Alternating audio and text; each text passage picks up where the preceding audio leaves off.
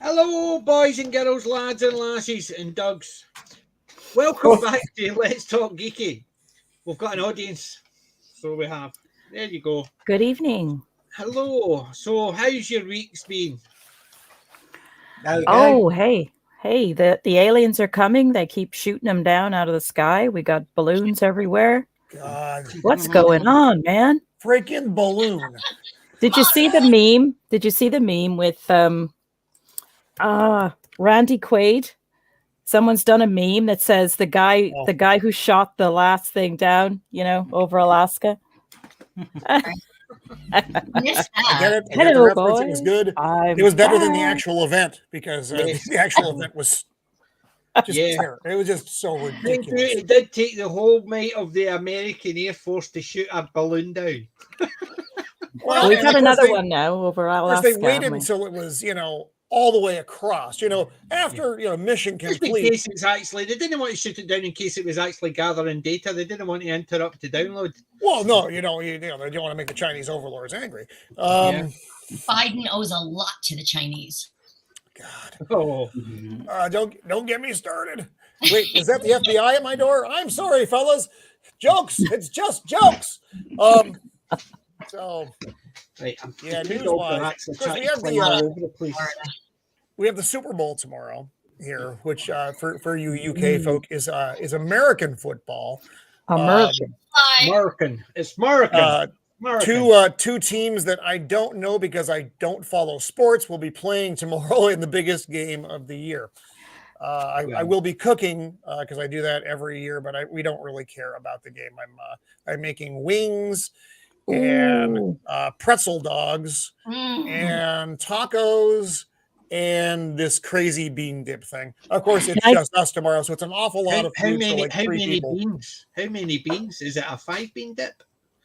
No, it is a singular bean. It is just the pinto bean in the refried form, mixed with salsa and cheese and heated to the temperature of the sun, so that all the skin comes off in your mouth when you take a bite. Nice. Nice. He actually prefers the one bean, so he's basically that's what he was telling me. Oh, good.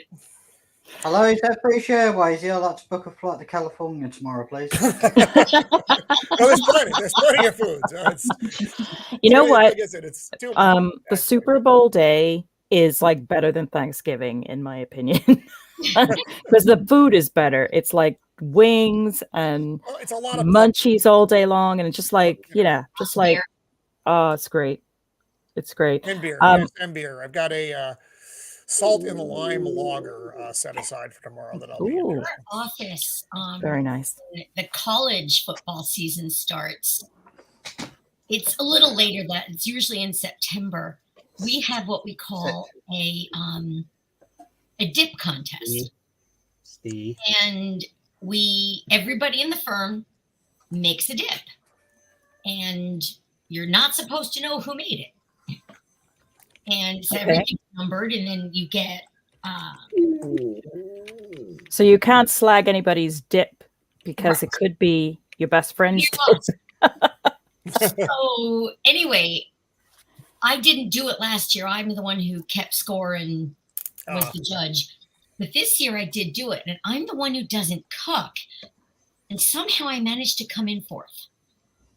Well done. Pretty good. Pretty Well good. done. I thought that was. I was stunned. I made it's all right. It's of all pre-made ingredients. It's a canned chili on top of a bed of cream cheese with melted cheddar on top. It was actually, or I used Mexican cheese mix. It was very good. Yeah. That sounds delightful. I'm a big fan of everything you just mentioned. So that's good. That's I use the meat chili. I use chili with meat. Yeah, I like the meat. There had to be a better way to say that. As soon as I said it, I regretted it. That's a clip. Hey boys, watch him. He likes the meat. You ever had Cincinnati chili? No, I don't think that I have. At least not that I know. And disgusting. Cincinnati chili. What's in Good Cincinnati chili then? Cincinnati chili on the menu. Don't put it on spaghetti. What? horrible. What? Yeah. Go Google it Huh? and post a link because you're a mod. I'm afraid. I'm afraid to Um, Google that. Be afraid. Be very afraid. Coney. Let's see. Hey, I grew up near Coney Island. They do not sell this slop in Coney Island. No. I No. heard dogs. I heard dogs on my end too, but they're not mine. I don't have dogs anymore, so I don't know where they are, whose dogs they are. What else happened this week? You'll remember I've talked about getting ready to do some recording again with Matt the drummer. Yeah. So we set up and we have these two. They're called condenser mics, and they're very expensive. And he plugged one in, good to go. Everything's set up. He plugs the other one in, nothing. And we just got these things. So one of the condensers died, and it's like, oh my God. So we had to send that back. So we didn't get anything done musically this week, which was too bad. Oh, bummer. It is what it is. I mean, I've got some other tracks I could be working with, but I really want to record new stuff and work with that. So we're not there yet. File 13. I don't think anything else really. Hey, AJ, how you doing, pal? Anything particularly exciting happened this week? I did have to watch The Last of Us last night because they moved that forward because of the Super Bowl. This episode was really good. If you've been following the series, this one was good. We've only been following you. Following the series, which is fine, which is fine. Often that's the best way to get some of these shows. Do you have a? You're actually it's in your the Irn-Bru is part of the show now. We have got an announcement for Irn-Bru. That's why I've actually put the can in the corner. If you make it better, you don't want to actually, if you pardon the expression, be under Fanny. I will change it to that. Is that better? I like it. I didn't get to the advert for Irn-Bru. Fanny is a name. So it is. Yeah. So the Irn-Bru, among other things, is all about that. I really did want to buy some Irn-Bru today, but I had to buy a washing machine and dryer instead. I'm sorry. I was laughing. I know it sounds terrible, but I was laughing at that because that's exactly what happened to my mother and father-in-law. Literally, theirs just went, doink. Yeah, we've been doing the washing. Barr told me that if I pay $40 for each machine, they will take them away for recycling purposes. I'm like, great, $40 is so worth it. There's a catch. They won't take it if there's water still in the washer. And the washer was half full of water. So I had to buy a $15 pump, and I'm spending. Oh my God! Before I joined you, all pumping water out into a bucket and dumping the bucket. Yeah, not fun at all. It is. Yeah. Right. Yeah. Going back to Cincinnati chili for a minute. Oh my God! The dogs agree. They want to go back to Cincinnati chili. It's neither rich nor rich. The person lies. Yeah. The only thing I think of when I hear Cincinnati is WKRP, which was awesome. Oh, WKRP was a fantastic show. I love that show. The Thanksgiving episode is still one of the classic moments of all television. Yeah. I've got the digitals. So I've got the digital downloads of WKRP. I love that show. Johnny so Fever, Venus. Yeah, the original music. Les Nessman. Les, I love Les. He had the tape door on his. Yeah, the invisible doors. Yeah. Band-Aid on his head. Yeah. And what was the ad guy name? Herb? Oh, Herb. Harlan. Yeah, he was always he was always like perving on the receptionist. Jennifer. What was her? Jennifer, I think. It was Lonnie Anderson, but yeah, Jennifer. Lonnie, yeah. Burt Reynolds' ex. Yes. Yes, that's very true. That was that was good TV. That was quality television. That show was brilliant. And it's funny because I lived in Cincinnati for 2 of the longest years of my life. No offense to anybody from there. That's how I know Cincinnati chili firsthand. And Yeah. When you watch the intro to the show, at the end they've got this. They're showing you a fountain in the credit. I worked directly across from that fountain. Oh wow, Oh, that's cool. That stuff all exists. It really is the skyline of Cincinnati. They're not making anything up. That's cool. Yeah. It was Nice. cool. Yeah, the only show San Diego really had was Simon and Simon. Oh, I remember that. Which was okay. It came on either before or after Magnum PI. I don't remember the order of the programs back in the day. And it was an all right show, as far as most shows take place in New York or Los Angeles or somewhere, big, because that's where everybody films. It just makes it easier for except for Magnum, which took place in Hawaii. But San Diego, not a lot happens. Oh, and Jurassic World, Lost Kingdom was in San Diego as well. Okay. So for those wondering what movies have San Diego in them, not many is the answer. Yeah. Oh, Grand Moff is going to try the Cincinnati chili. Please let us know how it comes out. I don't know. I don't know what to think about that. I saw something about oyster crackers with it as well, and I'm like, oyster crackers, if I remember, were what my dad used to love having with New England clam chowder. Clam chowder, yes. Yes. It's just those little tried tiny. clam Yeah, chowder. I used to love those things. Clams, never tasted. However, I do like some seafood. Clappy doos, mussels, no problem. So clams shouldn't have an issue. But I love the idea of clam chowder. Cream soup. So I like Manhattan clam chowder. I'm not a big fan of the Manhattan clam chowder. Yeah, I'm more of a New England I'm the New chowder England girl. Yeah. What's the difference between Manhattan clam chowder and tomato sauce? Manhattan's a tomato base as opposed to the cream base. Right. No, tomato base doesn't sound nice. I'm not a big one for turn.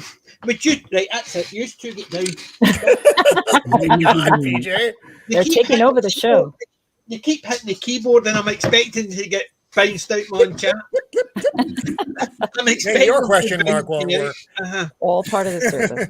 Yeah, I've got these two shelves here, so they could sit in them, but they don't. They want to climb up onto the keyboard, and I know they're going to hit a key, and I'm just going to go dink away, and that's it. Knowing my luck, they'll probably shut my machine down. But yes, I the idea of a tomato-based one, but that's a cream-based one sounds delicious. So it does. I'm a big fan of clam chowder. I didn't even have it until I was older. Now, so today on PJ Maybe, we're talking about clam chowder. We're 20 something when I finally tried it. I had a nice Chinese today, so I did. Ooh, very nice. So a nice wee meal. Me, my wife, my father-in-law, a nice Chinese meal, and we don't have any Chinese food in my part of town.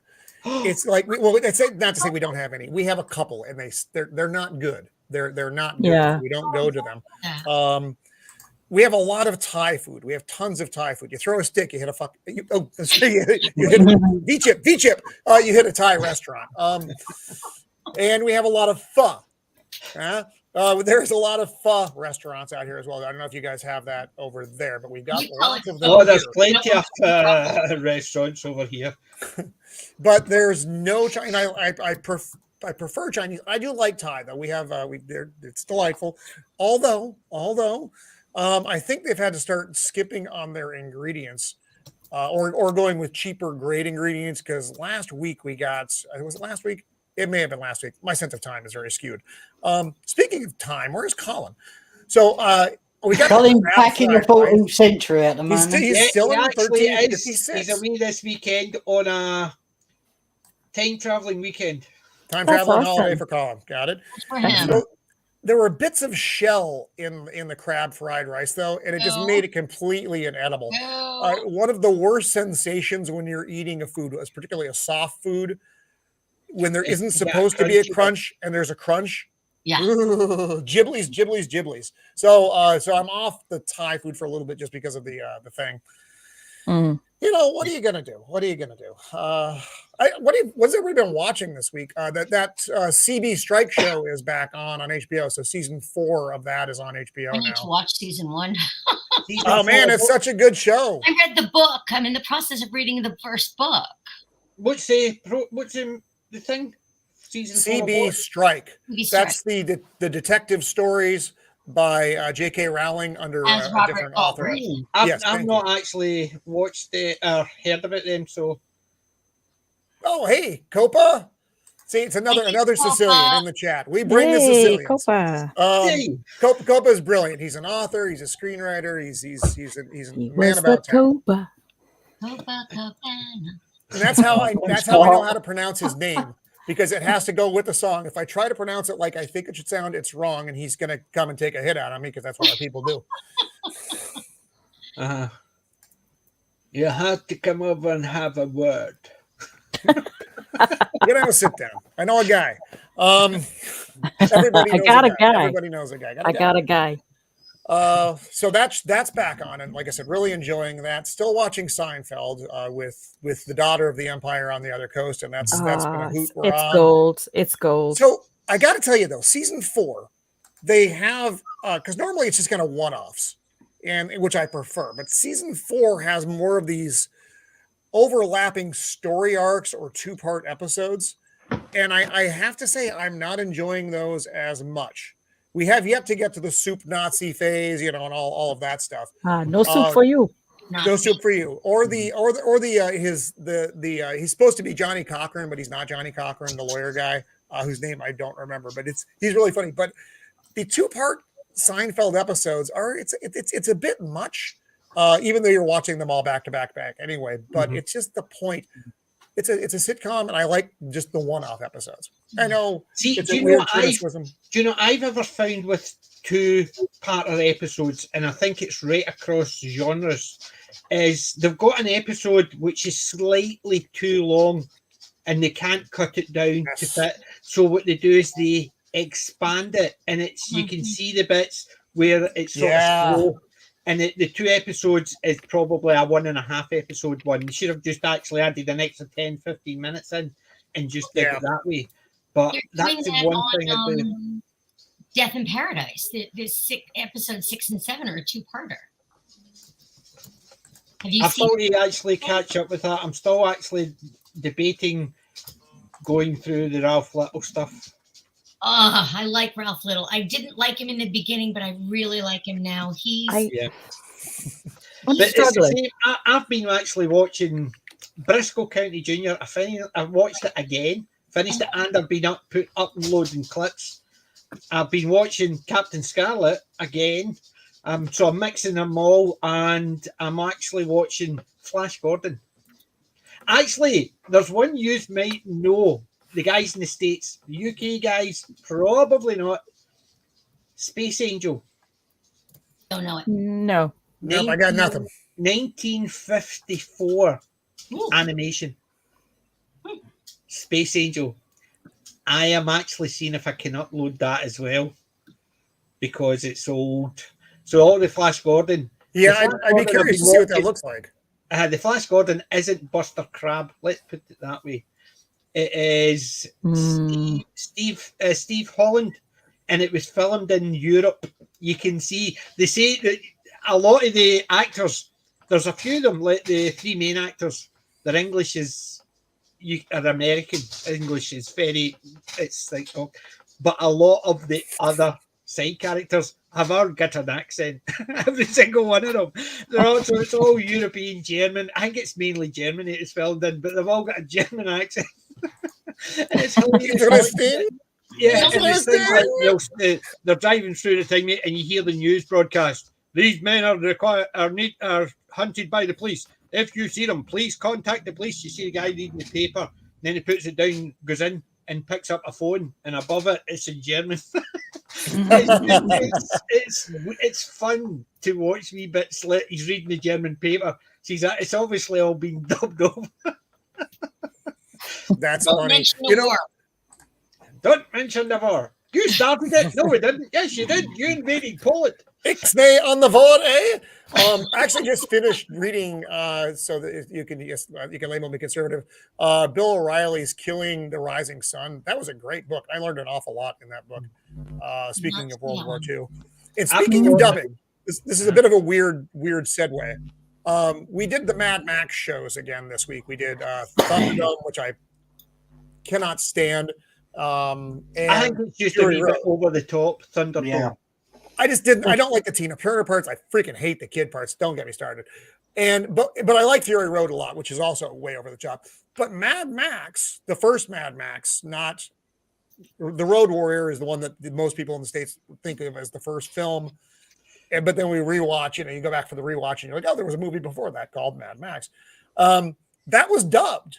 That was dubbed here in the States. We got, because for some reason they thought the Australian accent was too much for us. And so everybody has those effed up, stupid sounding voices because it's just so unnatural. When do you know what I like about dubs? Have you ever seen the Crocodile Dundee one where there's the first one is fine, but somebody had gone through and says, remove all the bastards out of it. So the guy they got to dub it used a different word every single time. He never used the same one. So, like, for instance, the bit where Wally gets shot and it scrapes his head, the guy initially says, and he's your friend? What a bastard. But it didn't. It's what a blighter. And stuff like that. Some of the words they use is hilarious because you know what he's meant. It's just that the guy actually was annoyed that they were dubbing because they didn't like the B word. Basically, he used a different word every time, and it's hilariously funny if you catch it. You've seen The Big Lebowski. Yes. So the scene where the John Goodman character, God, my brain is stopping right now. Why do I not remember the character's name? Help.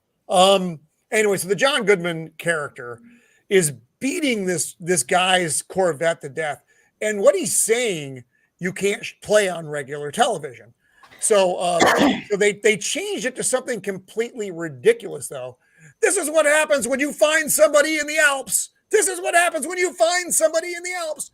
Walter. And that's become like a big joke, amongst the movie people. It's like, it's not, that's just Walter. Thank you. Good God. But they did it with Flags of Our, was it the Flags of Our Father? There was the two of them. There was Sands of Iwo Jima and Flags of Our Father, the new ones about Iwo Jima. There was one from the American side and one from the Japanese side. The Japanese side was done in, it was filmed in Japanese. However, there was an initial dub which was put out where somebody had dubbed it who didn't know how to translate it properly. They dubbed it. They dubbed it word for word. Oh God! So, like for instance, the two Japanese soldiers are digging a trench, right? In the new version, it says, "We've just been brought here to dig our own graves," which is fine. The two of them are digging a trench and they know they're going to die there. But the initial one, because obviously somebody translated it word for word. This land that we have been brought to, we will dig these holes that we will be laid to rest in. Oh, God. And I was not myself watching it the first time. It was so funny. Wow, and she tried to find it again. Cannot find it anywhere.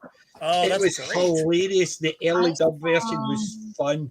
It was put out, I think it was dubbed, the very first time it was dubbed is put out, and somebody's went, wait a minute. Please fix this. So here's Robin Hood Men in Tights dubbed into French when I was visiting Montreal. I can imagine. It was so bad. Oh wow! And I remember sitting there in the audience going, "I'm going to have to see this again when I come home," because this is supposed to be a funny movie. It just wasn't. I didn't find the English version funny either, though. To be fair, well, you look at if they actually take movie titles which have been translated into French, for instance, and then translated back. Like for instance, White Men Can't Jump. When they translated it into French, and then they got somebody to translate it back, it came back as white men can't get it up. Oh my! Because somebody took that's the unkind. literal. Somebody said, right, translate this into French, and then what somebody did was they got a French speaker to translate it back into English, and it was just lost in translation. Just with that, Literally. because Really bad. and it's just some of the things out there with the translation. But I do love a bad dubbed movie. I do.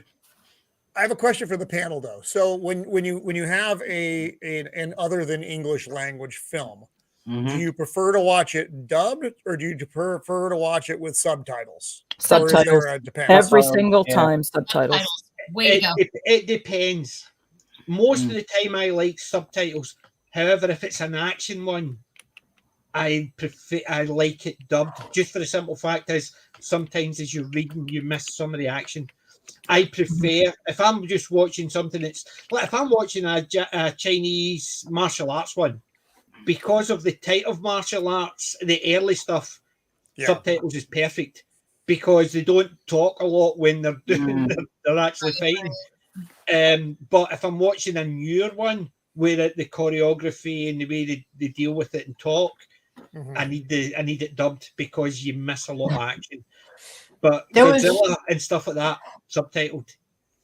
RRR, I need to watch. I've seen it subtitled, and I missed a lot of it, and I know I've missed a lot. I want to watch that dubbed, just for the simple fact is, I'm too busy concentrating on what they're saying to what's happening. But they don't translate it necessarily very well in the dubbing either, and I find it disconcerting that the way the mouth is moving and the mannerisms are not necessarily following what they're saying.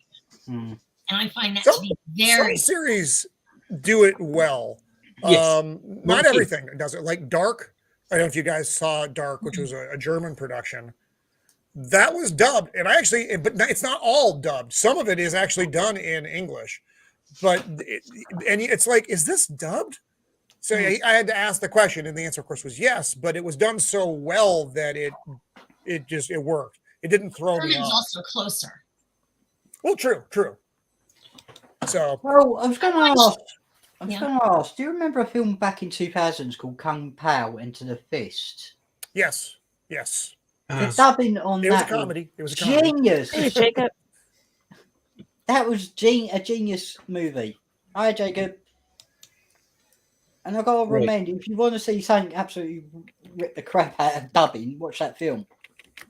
But they did that deliberately. It's really bad Yeah. dubbing. That's the one I was telling you, Space Angel. Oh, wow.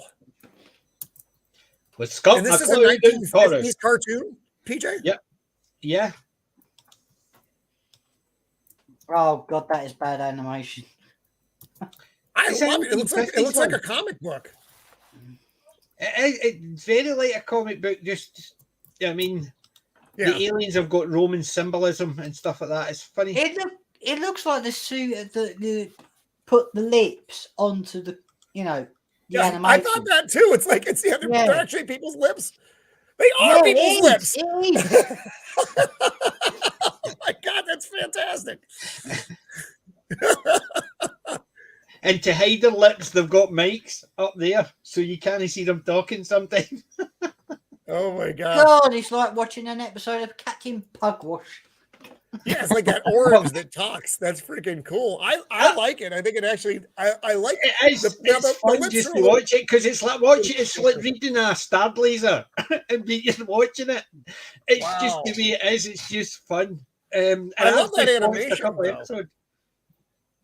It looks visually it looks cool. Like I said, the lips thing is a little funky, but the comic book style animation looks great. Yeah, because as soon as I started watching it, because I'd watched everything else. It's from that set. Remember the 150 sci-fi TVs? That one.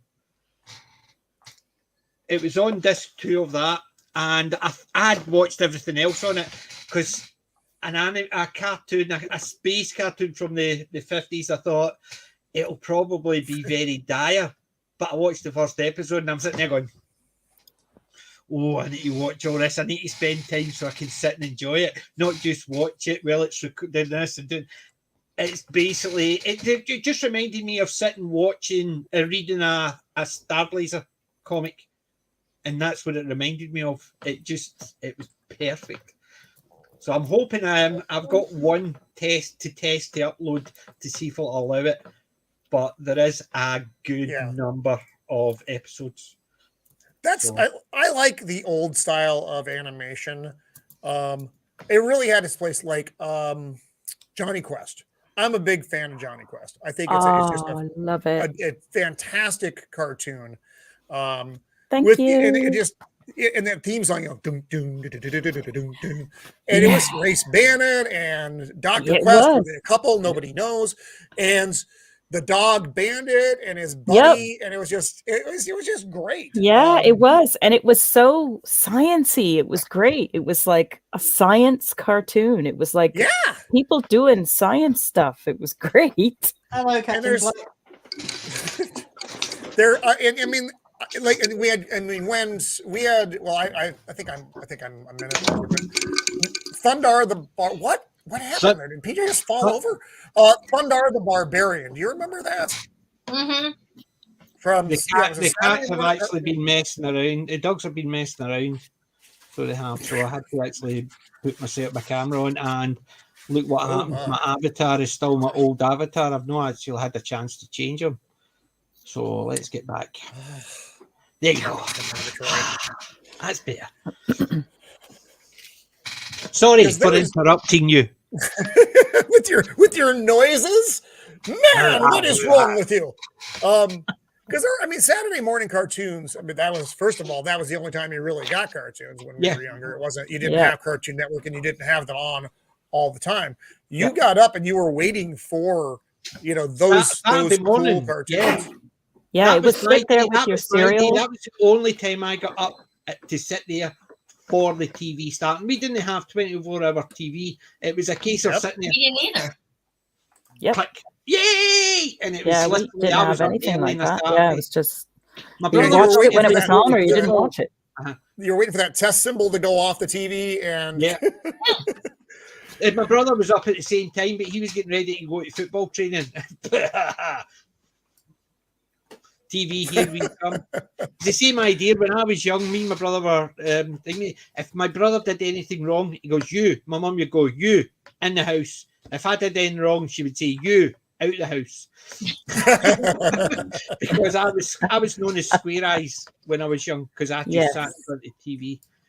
Have you ever watched, what the hell was that called? Martin Tupper was the character in it. I know it. I'm not... For me, I don't think so. Dream On. No. Dream On. It was every time something happened, you saw his thoughts, and it was old TV shows. And old American TV shows. It was more of an adult one because there was a lot of adult themes and a lot of boobies in it. But it's an American comedy, Dream On. Martin Tupper was the main character, and it was about him sitting in front of TV Saturday mornings watching all the programs. So every time something happened, you saw his thoughts, and it was an old TV, something from an old TV show running through his head, and it was hilarious. I loved all the boobies bits. I didn't care about. It was all watching his thoughts. Was just hilarious, and that sounds almost like Dobie Gillis, because Dobie Gillis would, the audience while things were happening. I have got Dream On. I've got. See if I can find the DVD somewhere. You're digging something out of the archives. That's what I'm looking at, because I've got the DVD somewhere in that shelf. I know. What was it last week or the week before or something when I told you I was going to get up in that overhead and get my Star Trek stuff down? Yeah, I haven't done that. That is still firmly in the overhead. Look, as soon as you started talking about that, I'm like, oh god, I gotta get that stuff down because it's really cool. And what else? We had Space Ghost, which I remember absolutely. Space Ghost was great. He had the kids and he had the monkey. Actually, Alex Ross did, and it is somewhere in my collection of things, but there's no way I could find it right now. They did a serious Space Ghost comic a few years back, and Alex Ross, whose art I absolutely love, did the covers for it, and it's a really cool story. It's like a 4-issue. There was like I think 4, maybe 6 comic books. Man, are those great? Because you might find it too dark, PJ. I'm gonna throw that out there right now. But it's kind of a re-origin story for the character, with a serious tone versus the slightly comedic tone of the series. But it was just glorious because I love the character back then. And they've actually done some Space Ghost crossovers. Yeah, in regular I comic book first got series. that sci-fi TV, the classic ones, and I saw Space Angel. That's what I was thinking, Space Ghost, just because of the name of it, because it just had the name of the thing, and that's what I was thinking. Then when I realised it's Space Angel, I'd never heard of this one. But as soon as I watched it, I quite enjoyed it. Right, hold on a sec. I'm going to go and find that DVD somewhere. We're never going to see him again. We're going to hear barking, some shuffling, a scream maybe. And then we see a dog come on camera and go, I'm taking over the show. Even better, I found it already. I'm impressed. Thank Christ for my DVD list. So that's it there. Dream on. No, I am unfamiliar. Is this an American program? It's an American one. I don't know it. It's I an think you're American making one. it up. I don't think it exists, PJ. We live in clown world when you Google Space Ghost and you get the people also ask, is Space Ghost inappropriate? Are you effing kidding me? Oh, hell no. That doesn't surprise me. Right, do you know what the tagline for this is? From the irrelevant minds of Animal House, the Blues Brothers, and Friends. The Reverend. Wow. From all 14 No. episodes of the Emmy Award-winning Risky something, because I can't see, I've not got my glasses. I'm reading the very, very, very small print, so it's actually quite big. Apparently it's on Prime. When is that from, PJ? What era is that from? Right. Early 90s. It was 1990. Okay, well, I was how old was I then? 20? I was 20.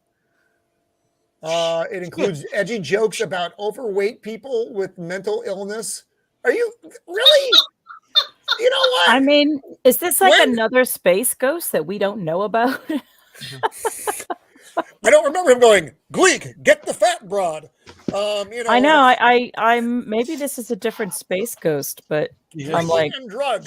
Gleek, get me the we crap have to pipe. lose some Get weight. none of these. Throw the On fat what- one down. on what planet is Space Ghost inappropriate? I would Oh like my to know. God, it's like an alternate reality. Modern Earth planet. Yeah, no kidding. I want to go back to when Space Ghost was cool.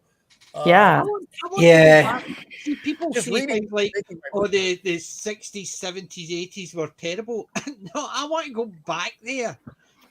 Yes, we were having a conversation about this on the patio of the Empire yesterday, talking about eras. The 80s for me was definitely a golden time. Economies were good, everything was just flowing nicely, and then the 90s came and it was kind of a meh. And then 2000s, really, that's when the heavy, for me, this is my opinion only, doesn't represent that of the panel or the network. A heavy decline started in 2000 and it has not stopped. If anything, it's accelerated toward the race to the bottom. Yes. Culturally, I quite musically, politically, everything is in a swirl with the poops going down the toilet. It's Yeah. It's not like Married with Children, is it? That's the program I've been watching again as well. Are you back on Married with Children? They're not bringing that back, are they? God, please tell me they're not bringing that back. No, They've made. No. I've been watching episodes of that again. No, ma'am. I just found the episode funny is where they're trying to put a satellite dish on the roof. And they keep falling off of it and they're taking bets. Oh my God, a satellite dish. Yeah. I've heard The good old days. faulty Do you know we've still got a satellite dish in the corner there in the house? It's that old and like me. Is it They just couldn't they couldn't actually unscrew it, so they just left it. So you need to decorate that thing, man. Make it look like a laser or something, dude. Laser. I just get actually a plastic pipe so it looks like the Death Star thing. That's perfect. Your neighbors will be going, "Hi, what's PJ up to now? He's lost his damn mind." Now, that's He's building the Death Star again. I'll just get the jet washer out, get it done, and just actually get pipes, make it look as if it's because I can run the spotlight through it. I'll just get LEDs so it just looks as if it's pulsing. I 100% support this idea. But what we're going to read is Scottish man falls off roof, lands on two small dogs. One of our local congressmen did fall off the ladder while he was trimming trees 25 feet. Ooh, ouch. That's cool. He says he was trimming trees, but the two girls neighbour next door who were sunbathing said the trees looked fine. The trees looked fine. Trimming trees. Several Did ribs, several yeah. other bones. Yeah, he's out of the hospital. Well, I mean, I'm glad he survived. That's a fall. Yeah, A you couple can of years seriously back- mess yourself up from a fall like that. I did a He's tumble still in wearing the a garage. cervical collar. I was in the overhead, you know, the much talked about overhead, and I was on old rickety the ladder over here, and I was doing, I don't know what I was trying to grab, whatever it was. The ladder went one way, I went the other way. I grabbed a board I assumed was attached to the top. It was not. So I Ouch. grabbed the board just goes whoo, I go thud, and I'm laying on the floor looking sideways.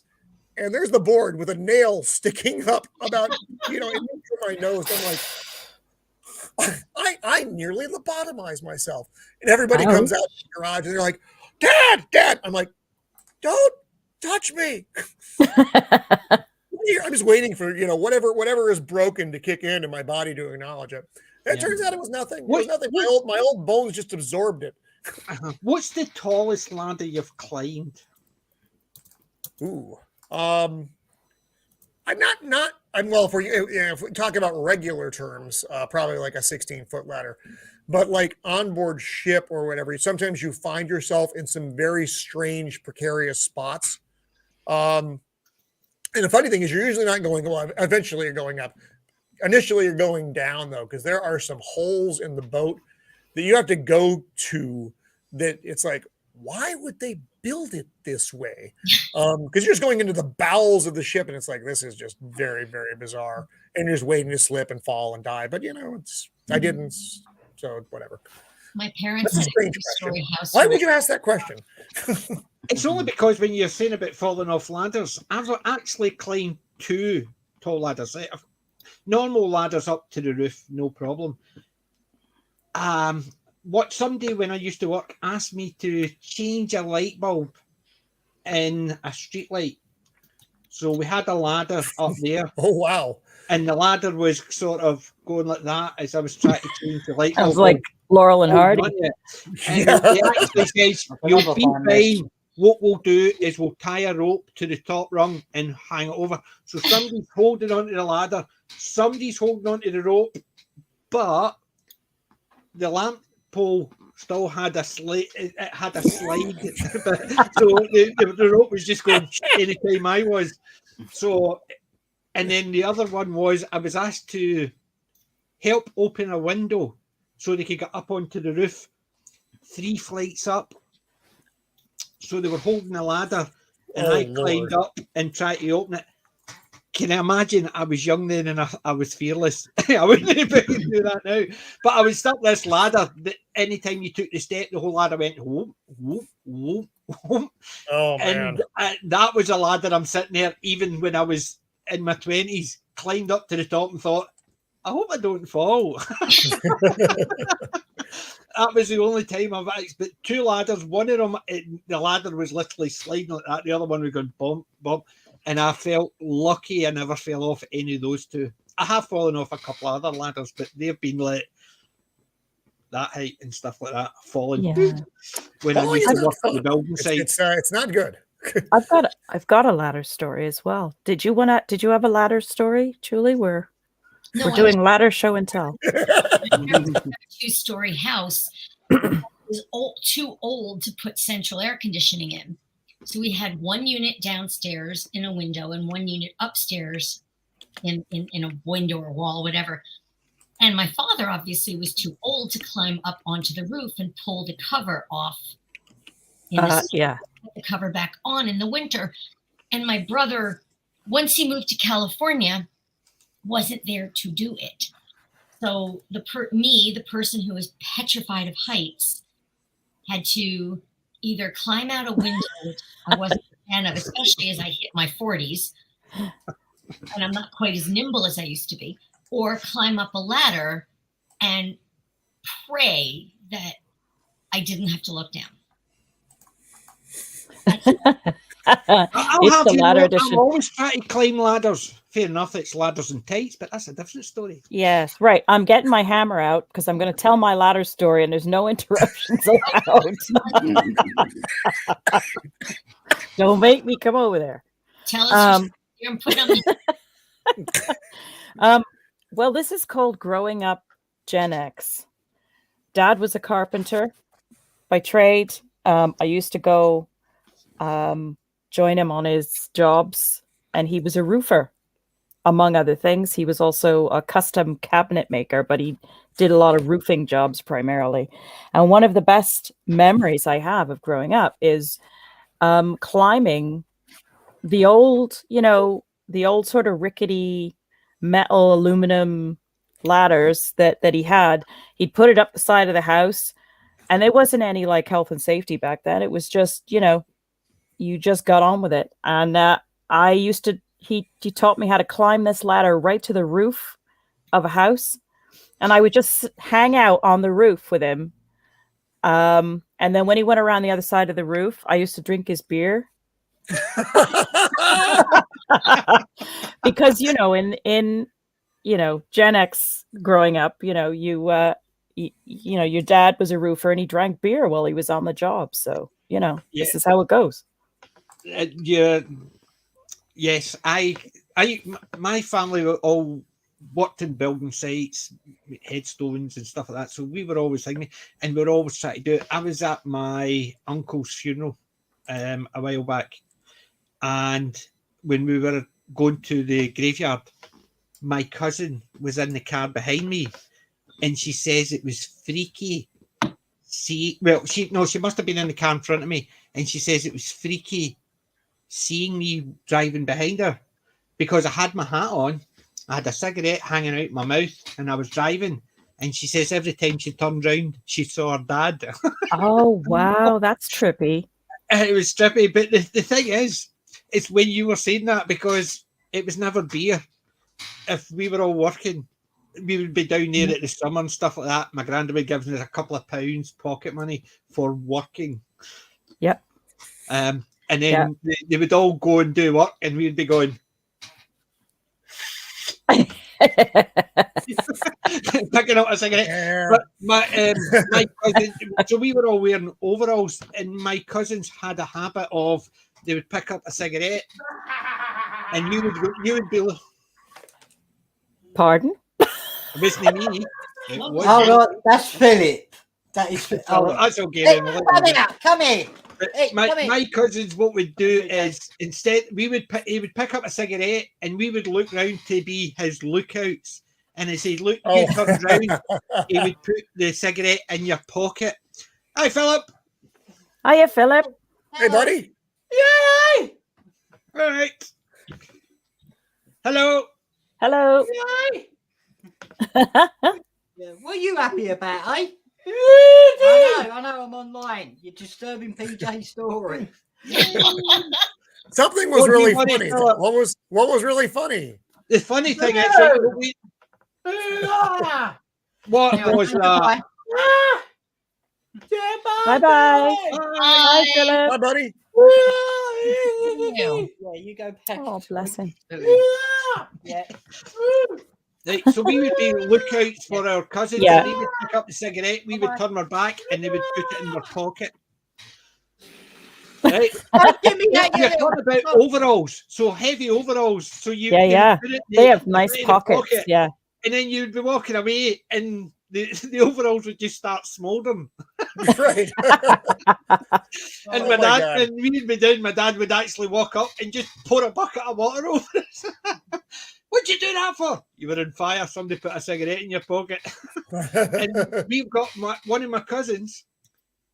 He ended up with a hole in his trousers that size down his whole side because it smouldered and nobody noticed. But because of the material the overalls were made for, they were flame resistant. But that didn't make anything. It just basically smouldered and smouldered. He ended up with a hole in his pocket and nobody would replace him. My granddad said to him, "You've done it. Yous are working in them." So he's working in a set of overalls with a hole that size. Oh my God. Yeah, I'd love those days. Just if I could go back to those type of silly, crazy things you would do in a work. Well, back before you had a cell phone. Yeah. Yep. You know, all of, you know, when the world was a simpler, less connected place, it was a far better thing. And way less litigious. Yeah, I'm. It was a simpler place and it was just more fun because as the old adage, you would go out and play with your pals. You would literally go out, and I remember when I was at school, we got a day off I think something happened in the school and everybody got the day off, which was weird because middle of the week and we're sitting in the house. Ooh. So what we would do to wind people up, there was a couple of friends, they got together, one girl, one boy, and they'll say, right, whose house are we going to see if they're coming out to play? So they come up to my house, but they would send the girl up. BJ coming out. My mum's going, there's a girl at the door for you. Who is she? It's just somebody from my class. Who is she? She's sitting there. She's just asking. She's on the road with me. And then when we went, it was eventually they're out, and they're all they're all pissing themselves at the bottom of the stairs, and they'll say, right, it's your turn. Got to Agnes's house and do the same. So I had to go up to a girl's, chat the door. Hello, is she coming out? And her dad, who's he?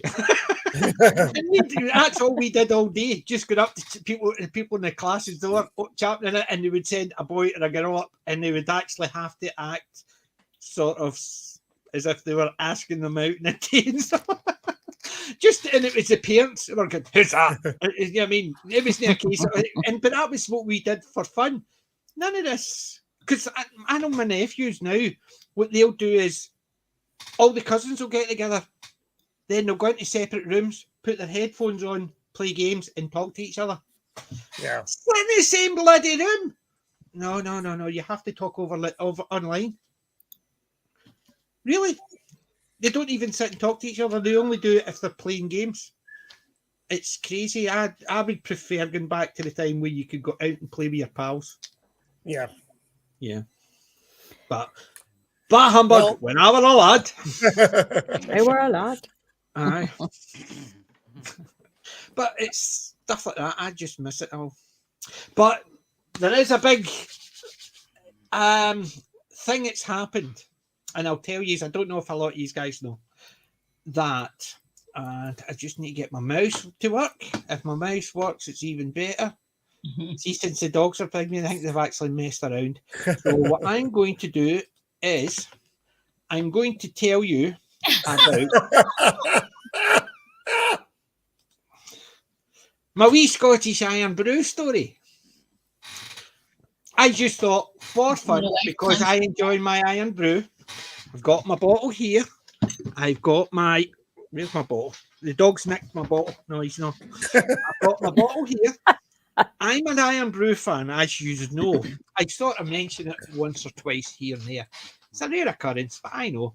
So what I did was I just fired off an email to Barr's and says, hi, I've got a YouTube channel and I've got about 600 subscribers.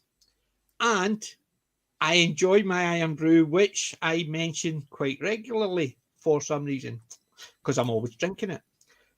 However, I was wondering, I am not looking for cash support. I am wondering if you would give me some giveaways to give over my channel. Thinking, I'm pushing my luck. Do you mean Irn-Bru, 600 subscribers on your bike, big man? Yeah. So I came in. There was 2 parcels. I was waiting for a parcel. This one turned up. Dungeon Crawler Carol. Nice. I thought, yeah, it's turned up. And there was another parcel. And I said, what the hell's that? And I opened it. And they Oh said, my god. Wow. Oh my Sweet. god. I want an 2 Irn-Bru t-shirt. 2 Irn-Bru t-shirts, 2 Irn-Bru key rings, Oh my Very god. nice. Fantastic. and, You're and so 2 cute. 2 Irn-Bru stickers for your car now. It's just Irn-Bru stickers. Right. So it's nothing extravagant, but I thought, now is Well that done. not really nice? So what I'm going to do, the t-shirts, unfortunately, it's not as if I could wear one to model it because they're mediums. Uh, And ain't no medium me. I've not even got a medium head. But what I'm going to do on the month of until the end of February, if you just put a hashtag Irn-Bru in the comments, any of my videos for this month, I will draw out 2 names. One of them will get. Actually, I'll pick out 3 names. 2 of them will get an Irn-Bru medium t-shirt, earring, and a sticker for your car or a window or whatever.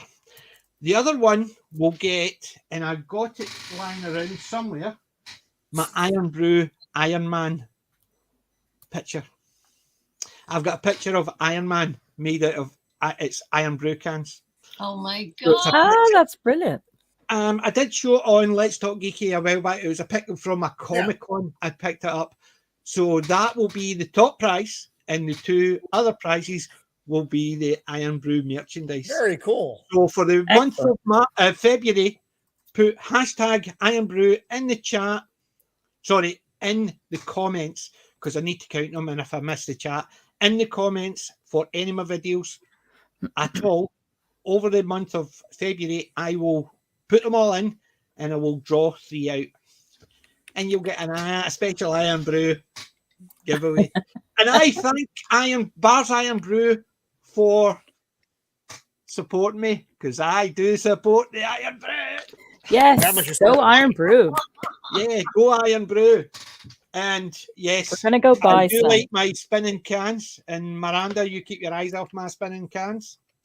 Yeah. But Oh my. there's also other cans. Yes, I was going to do an overlay. Oh my. Oh my. Yes, That's nice. It's fancy. it's fancy. The advert for Irn-Bru website, I will put the link to the Irn-Bru website in here. It's also got all their ads. Remember, the old Barr's Irn-Bru was Barr's Irn-Bru, your other national drink. Because Barr's in Scotland's the only country that a local drink outsells Coca-Cola or Pepsi. Irn-Bru is the most purchased one in Scotland. So we have a place here that sells it, and I was going to try to buy some today, but I ended up having to buy a washer and dryer. yeah. Well, Irn-Bru is Not the definitely there is an unfortunate thing is if it's out of the UK, there may be extra postage that I cannot pay at this side. So I can pay the postage to the States or to wherever. However, if they've got an import tax or whatever, I can't pay it. So I just have to put that out there. If you wish to get them, I will post them wherever. But if there's an extra cost at your end, I can't cover. I'm only a 600 subscriber. I'm not getting anything. But thank you to Barr's Irn-Bru for giving me some giveaways. It was really nice of them. So Well, yeah, that's really cool. Barr's. That is awesome. I just thought it was nice. I just asked in the off chance, and they sent me some things. So I thought I'll give them away, and hopefully the Barr's guys will know and keep sending me stuff. That's way better than his original giveaway plan, folks, which was 2 pairs of his old socks. So this is You much said better. 2 pairs. I said 2 old socks. I didn't say 2 pairs. Oh, I'm sorry. I didn't say Sorry. pairs. If there's a pair, I still use them. Doesn't matter if they're falling apart. The washing machine spit them out. Yeah, the washing machine. Do you know the washing machine at the back of the washing machine? You need to watch for it. See when you're actually getting rid of it. See the portal. You need to make sure the portal's closed. That's the portal that all the spare socks go through. So that's why when you end up with a washing, you go, I had a pair of these. And you've got a blue one and a red one. They're completely. Where's the other one? Don't know. They were in the washing machine. The back portal just drags them through, and it's only socks that happens to. Maybe we should ask the doctor to find them, and maybe it's timey-wimey stuff. It could be. Yeah. Oh, like in that episode of the day of the doctor, when the portal opens and he throws the fez through. That's right. Yeah. It's just socks keep John coming Hurt out. He's like, finds it. why? Where did these keep coming from? Yeah. See, there you go. There's 2 people. There you go. Irn-Bru top drink. So, I'm drinking it all the time. I drink about 2 litres of Irn-Bru a day. I'm a big drinker, and it's not the alcohol type. I mean, I probably drink about There we that go, in Peter beer, Harrington. so you know. Yeah. I'm definitely going to have to try this stuff. You definitely need to do. It's just an unfortunate the cost of the shipping for the Irn-Bru ones that I sent out was just overly expensive, or else I would have sent to yourselves as well. So don't feel left out. We just don't like you. You also don't like me. Julie, where did you find it over in your neck of the woods? We have a British goods store in Sarasota, which is not prohibitively far from where I live. And it's actually called Scott's Corner. And they sell all sorts of yummy things. I bought jelly babies there and jelly tots and my 300-gram Galaxy bars and dairy milk bar. Or rather, I like to try some Tunnocks if you can get any. Dairy milk. Pardon? Tunnocks is a Tunnocks super brand. cakes. Yeah. Tunnocks tea cakes, Tunnocks wafers, Tunnocks caramel logs, Tunnocks snowballs. Which is funny because Dr. Hoochad explained to me that tea cakes are what we would call in the States Malamars. And what the Canadians would call whippets. And I did buy a packet of tea cakes, and they were tasty, but I prefer the thicker chocolate crust, for lack of a better word, on the Malamar. Yeah, I like the thin crust of the chocolate and just the foam. Yeah. Well, and Melvin, 2 litres of Diet Irn-Bru. I need to actually highlight that. Diet Irn-Bru? Normal Irn-Bru I use if I'm having a hypo, so I've got 2 litres sitting in the cupboard, but it's Diet. God. And yes, Melvin says 2 litres of Diet Irn-Bru or Irn-Bru every day. Why not drink 2 litres of Red Bull? Oh God! The amount of caffeine in a can of Irn-Bru, I was told by a doctor, is the equivalent of 7 cups of coffee. Oh so God! My calculation is for a litre, that's 21. So I'm drinking 42 cups of coffee worth of Irn-Bru a day, not including the probably about 20 or 30 cups of coffee I have a day. I'm surprised the top of your head hasn't blown off yet. The thing is, I have to wean myself off it. So when I stopped drinking Irn-Bru, I tried to wean myself off it. I couldn't sleep. Of course not. I can sleep like a baby at the moment, but so yes, Irn-Bru's got more caffeine than Coca-Cola. Oh my God! Yes, I might not drink it then. It's the Coca-Cola. Here's the Irn-Bru. Barr's Irn-Bru, your other national drink. I'm looking at the website, It's pretty funny. They got some great merch. Yeah, I was going to have a look at the merch. I would It definitely was look slow at the loading on my Irn-Bru page. website. So. It is superb. They show some of their adverts as well. Some of their classic adverts where the wee guy in the ginger hair brushing the street, looks around, picks up the pavement and brushes the rubbish under it. Stuff like that. I remember Barr's when Irn-Bru, made in Snowman. Scotland from girders. So basically, there was all those adverts growing up. I remember them. Superb. Oh, I love So the I'm a big. texture I've of been a big Irn-Bru fan. Sorry, Kelly, I keep actually talking over the top of you. It's the Irn-Bru. Now you know why I constantly talk and I like streaming. Hardwired, folks. He's hardwired. Sorry, what were you saying, Kelly? I was just saying I was looking at the merch over at the website. There's some good stuff, isn't there? Yeah. I've got a couple of bath towels in there. I got them from Irn-Bru. Every so often have giveaways, and you unwrap, they take it in there. You've got a code. I have that much Irn-Bru. I've usually got about 10 or 15 codes a week to put in. I've got over the time. I've won actually about 6 bath towels, the Irn-Bru ones, and I've given them away to family.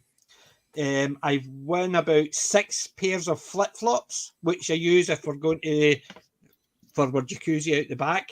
So it saves us actually taking trainers and all that up and getting them wet, flip-flops. I've got 2 pairs of sunglasses. I get my 2 daughters nicked them. So I've had about 7 selfie sticks, Irn-Bru selfie sticks. I just keep entering in any time. It doesn't matter what the prizes are. Give them to me. Irn-Bru. And I've done that for years, every time there's things. So I like the merchandise. And when these turned up, I thought, oh yes, medium. I would have actually been wearing one of them tonight if it wasn't if they fitted me. I know I'll give one away. Oh, welcome to DJ Baby.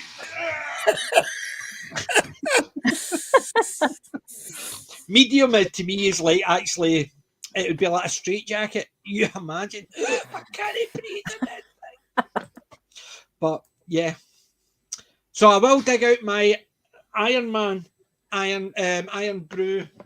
thingy. I know I had it when I was tidying my room and I put it somewhere so I didn't lose it. And guess what? I lost it. It's up That's there. how it happens. It's up there. I know exactly where it is. It's up there. I will dig it out before the end of the stream to show. For the top prize, 3 prizes, and that's what I'll do. The last time I gave a giveaway was at my 100 subscriber stream, and it was a Doctor Who DVD because I had 3 of them. God. So I did. It's the same again. I had one of my friends bought me as a gift. One of my family members bought me as a gift. So 2 of them went aside. All the other stuff used to go to the charity shop, but no the Doctor Who DVDs. So they basically, I gave one away as 100 subscribers. So this is my new giveaway. Barr's Irn-Bru. See, that's a very reasonable giveaway. That's much better than the soiled drawers, perhaps. No one wants that, but they're available. These drawers aren't soiled. Look, they're still working. Full of crap, but I'm not soiled. Your DVD story reminded me. So I've been collecting vinyl, records, not like clothes because that's a little bit weird. Although some people are into that, that's fine. Peter, I mean, this is of an older era. The artist Gordon Lightfoot, which I think most of the panel is probably aware of. So the best of Gordon Lightfoot, you might think is actually the best of Gordon Lightfoot. Huh? However, there are a lot of the best of Gordon Lightfoots. Okay. So I bought one thinking surely it has, if you can read my mind, Sundown, The Wreck of the Edmund Fitzgerald. Yep. It has none of these. It literally has none of these. I'm sorry. It's like a bunch of songs. I'm like, what the actual F is this? It's from 1970. It predates these songs. I didn't realize there were many of these. So I'm like, and then I start looking. It's like the ultimate best of Gordon Lightfoot. Gord's Gold, Volume 1, Gord's Gold, Volume 2. I'm like, why, Gordon? Why? I just wanted 3 effing songs, man. And so I've got this useless Gordon Lightfoot album. What was that, Julie? iTunes. Well, no, I buy physical. I buy records now, though. So records are. It's my big collect. Oh, there it is. Yeah, I love that picture. Oh my god. Oh yeah, that's cool. It's Iron Man. Yeah, very cool. If PJ wore armor, love the chart. Would be the armor. Yes. Yep. Except in a medium, so it wouldn't fit well. That is the prize giveaway. That'll be the first person drawn. We'll get that. Anybody can enter it. This getting shipped abroad will not cost the moon and earth. It's just, I'll just need to actually get a hardcover thing so it doesn't get bent in the post. But and look at the name of the comic. Very nice. They did Marvel comics, nice. Mm-hmm. That's actually better than most things that Marvel is putting out right now. So it's a win. It's a heavy win. Yeah. So that is going to be the first prize, and the other 2 prizes are a T-shirt and a sticker and a keyring. Very nice. Thank you, Irn-Bru, and I'm just throwing my own stuff in as awesome. well. So that's the Irn-Bru stuff out the way. That was pretty good. Yes. Nice. And it was nice of Irn-Bru. I basically just approached them off the cuff. They could have turned around and says, maybe if you've got a bit more subscribers, come back to us. They could have said that 600 subscribers. They could have turned around and goes, well, sign of a good business. It is sign good of a PR good team. Basically, yeah. Yep. They put it out, and well done. It's not as if I would have drank any more Irn-Bru because you can't physically drink anymore. I don't want to see him drink anymore. I don't know what would happen. He might actually transform. Transformers. Into Iron Man. He's going to make a cocoon and just stay in there, and he's going to come out, and I don't know what comes out of it.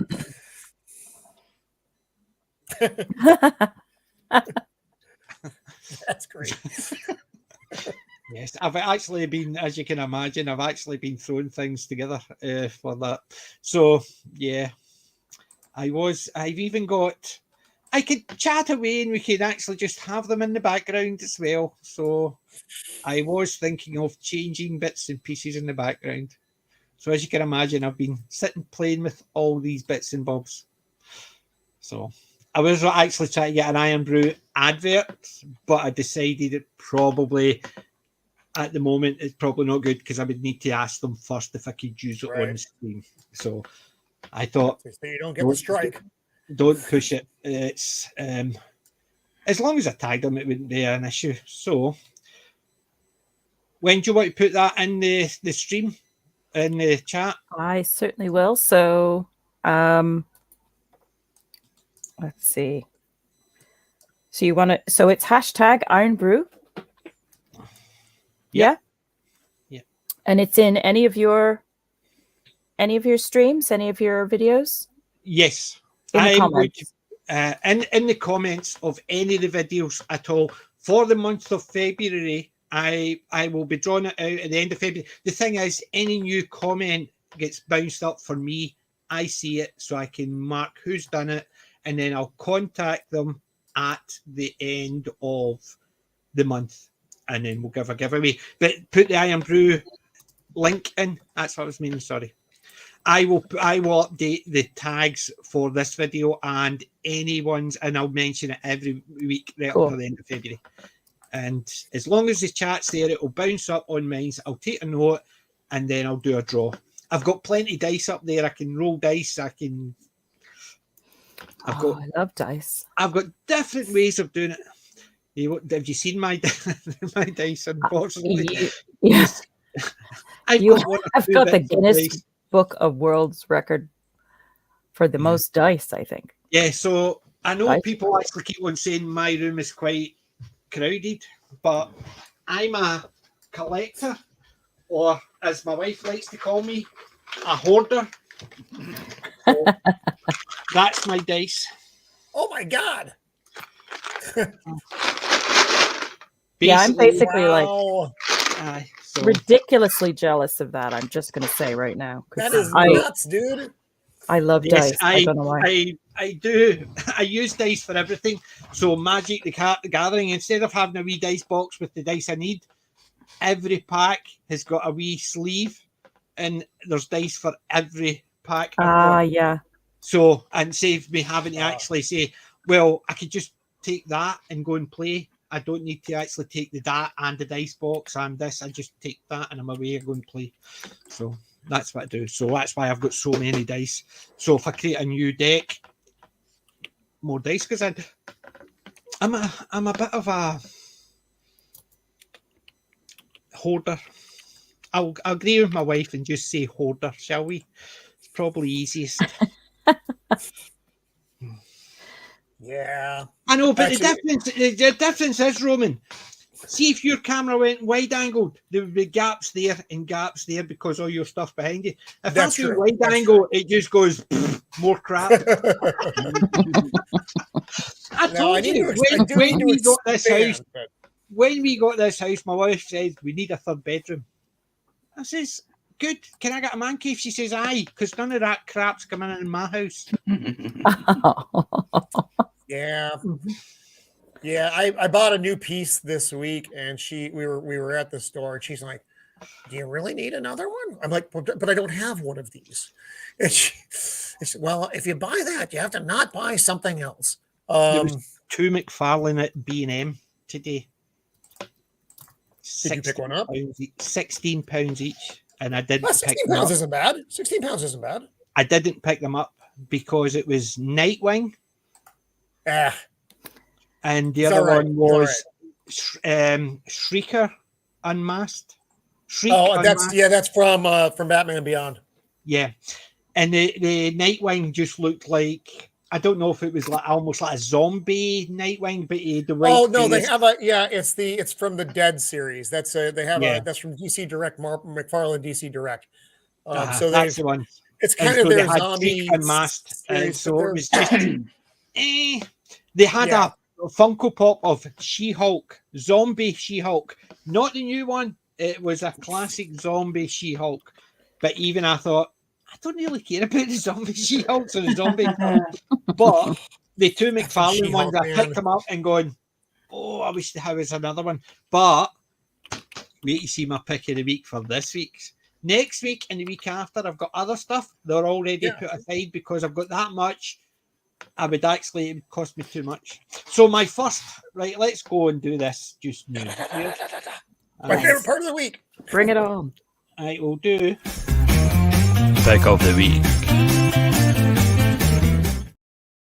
I need to do a different one of that. That is just pick of the week. That's me going deep voice, deep voice, deep voice. Pick of the week. Just basically. Anyway, that's my first pick of the week. My dungeon crawler Carol. Just some more Irn-Bru. What? What? So, I picked up a load of DVDs. Cool. And my God, DJ, you have a problem. And that's only a third of what I picked up today. Oh my God. Are put aside. That's only a third, and I've got a wee gifty thing there. Anybody else got anything? No. I do. Yep. I'm asking my son to bring that. I want to show that record to you. I have other stuff as well, which is more fun than I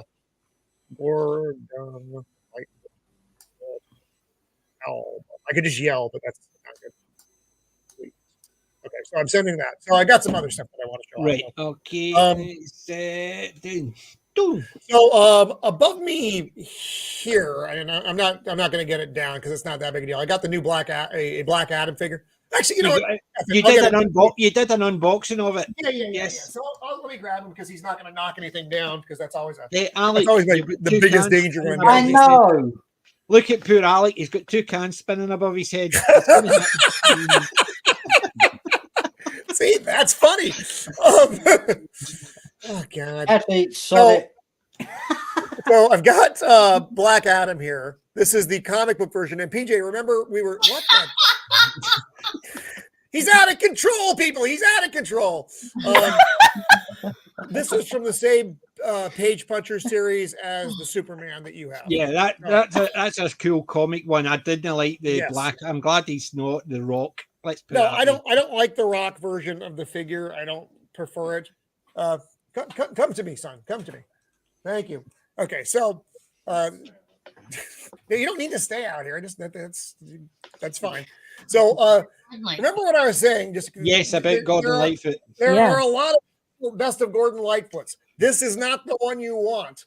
This is how many songs did he write? This is not the album you're looking for. No, this is not the album you're looking for. This does not have Sundown. No, if you could read my mind. No Wreck of the Edmund Fitzgerald. So it's funny. So I told this to my father-in-law, and my father-in-law, it's like, I thought the Edmund Fitzgerald was his greatest hit. And he's not wrong. But apparently, before that, there was this. So this is 1970. It's vintage. That is vintage, yeah. But what is on that one? Oh, what is on it? A bunch of songs I had not heard of. So, Go Round, Softly, The Way I Feel, For Loving Me, which actually, maybe you know that one. Early Morning Rain, I'm Not Saying, Black Day in July. Did she mention mine? Cancelled.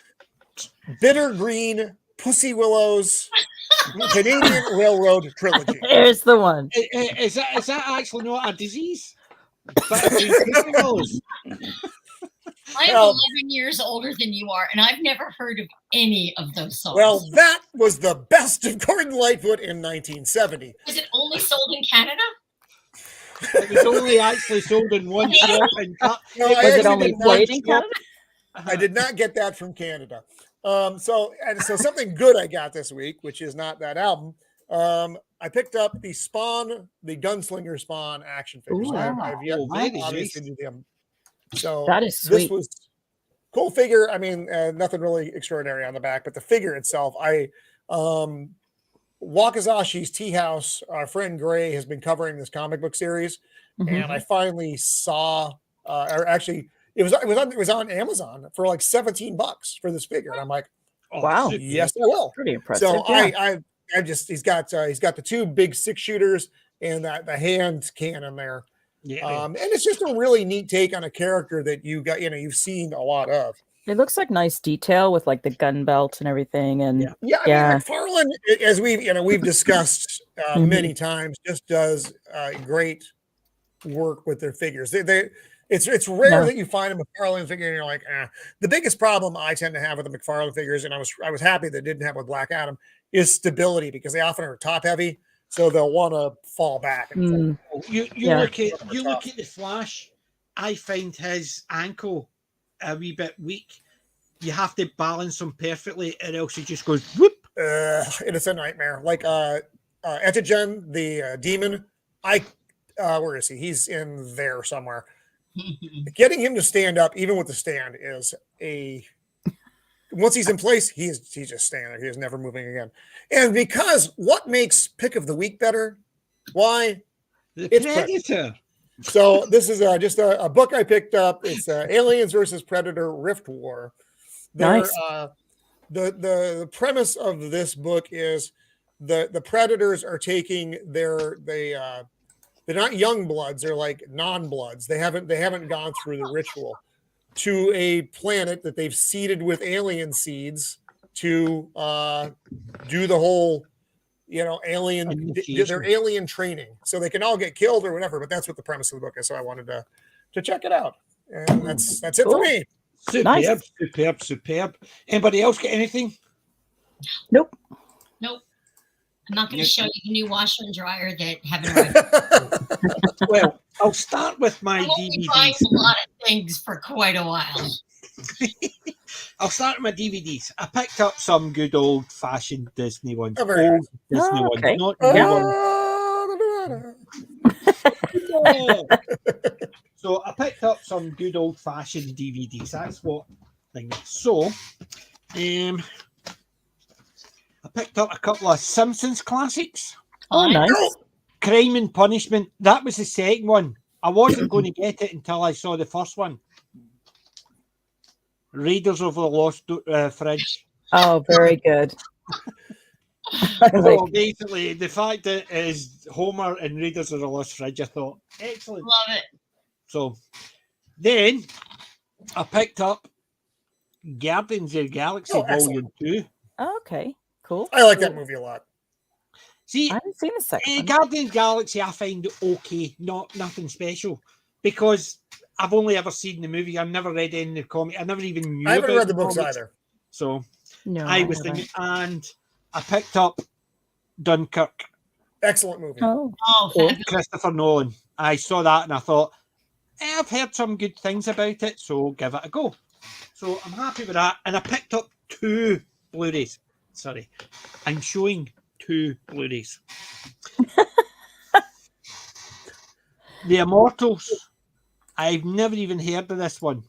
No, me And neither. it's not the That's TV. Henry Cavill, right? It's not the TV show. It's not the crappy TV. Henry Cavill, yep. Yeah, Immortals. I've never seen it. I know it exists, but I've never seen it. I've I heard of love it, never seen it. Yeah. From the producers of 300. Blood, Guts, and Glamour.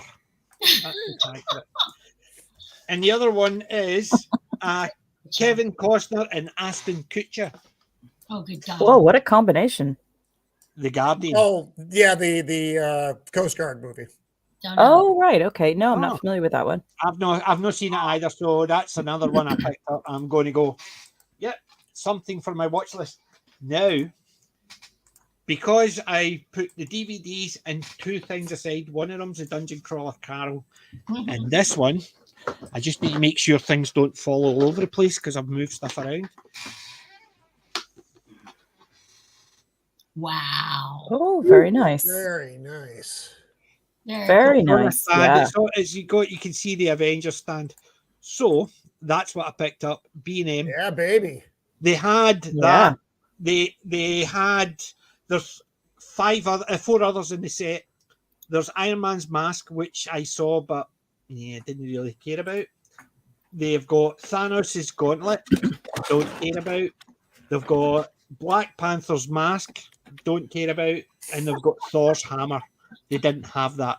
So Thor's hammer. Got it. Definitely need I Thor's would have hammer. picked Yeah. up. I would have picked up Mjolnir, but Yeah, they only that'd had be cool. this one that I was wanting, and I knew someone that's got a couple of Iron Man shields on their wall, so I thought I'll pick that up for my Ah, yes. yes. I got Mjolnir out there as well, but Yeah, I know you've got Mjolnir, so basically that's why I like that. Come on, stuff. I man. like those two. So that's the gift I got myself. A gift that keeps on Excellent. giving. Called me my credit card. gift keeps on giving. That's brilliant. So that's my pick of the week, and that's my pick of the pick. Except I like that's so there's a whole series of them. So they're designed so they all have stands and they're designed to just They've all got as- stands. as- I'm as- going to pop this one open. I just need to get my opening tool. Live unboxing. Oh my Live god, he's unboxing. opening. Yes. So He's not opening. That would be weird. He's opening the box. hold on, I'll just unzip it. Oh, yes. The Celine. That's what the They're all farm Iron sounds Brew are. going. That's what the farm sounds are. Honest. Right. So that's it there.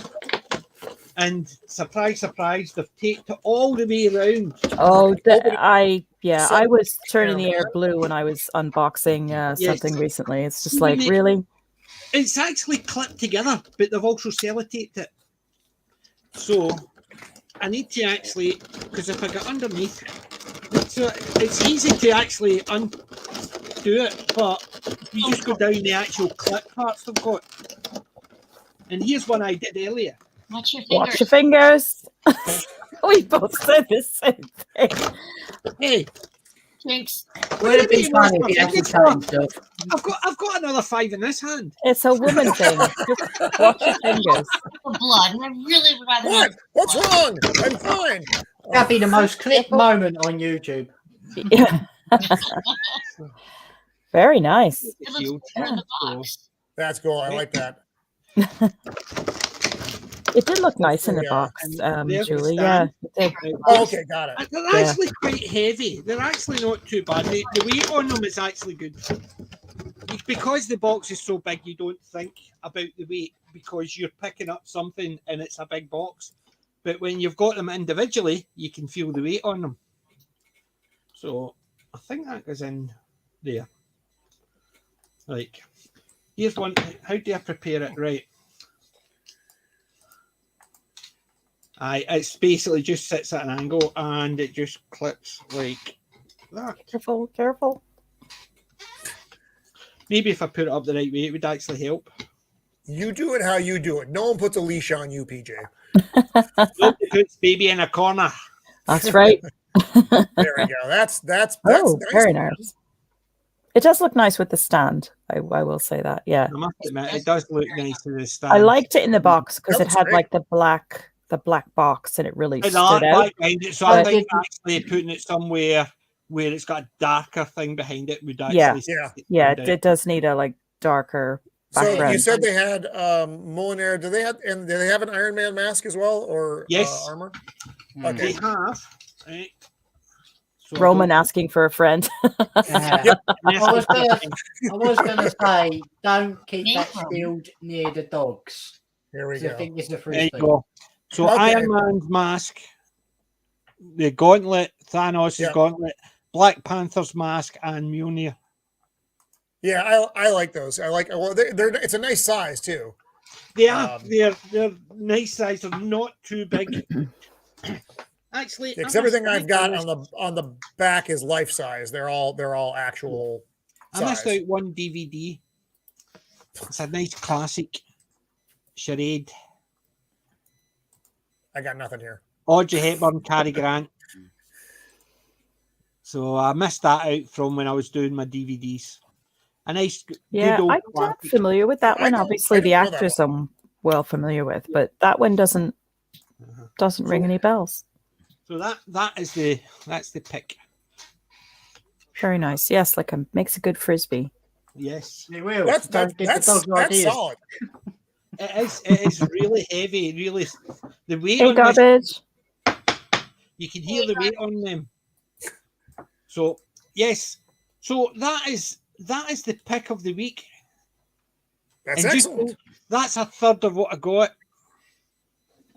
And actually, when Yeah. a couple of things that I did mention before, I picked up, but Ooh.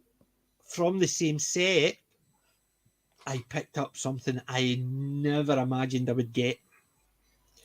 Go on then. Next week is going to be the ones that I'd mentioned, and the week Right. after are going to be the ones that I thought I would never find.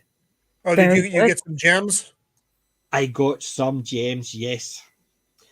A couple of figures in particular, and they were all in B&M. So Oh I my was over god, the we moon. were like right by B&M, but we basically had to have X-rays for one of our sweet little cats, and Oh, dear. and we Sorry. won't be buying anything for the foreseeable future. yeah, I do know that because we had to buy. Buddy's been finally diagnosed Oh, as epileptic. okay. So what can they do for him? It's tablets, just medication. Okay. Yeah. So, they basically said Yorkies are prone to, as the old vet called it, brain farts. Aw. But because he's having so many, they look to get again. I had to take videos of him, Yeah. and he looks.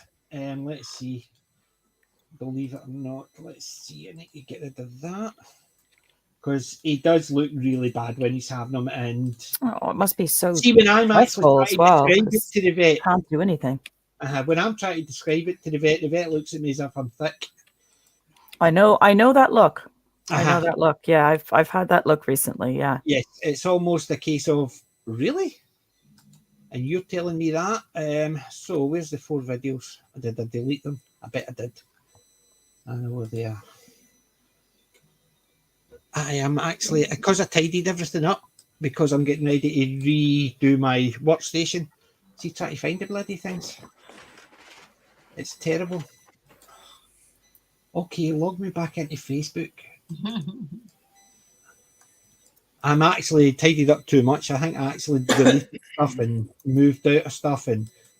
But this is how Buddy looks when he's having one of his wee brain farts. But they basically realised that it's not as it's worse than they thought.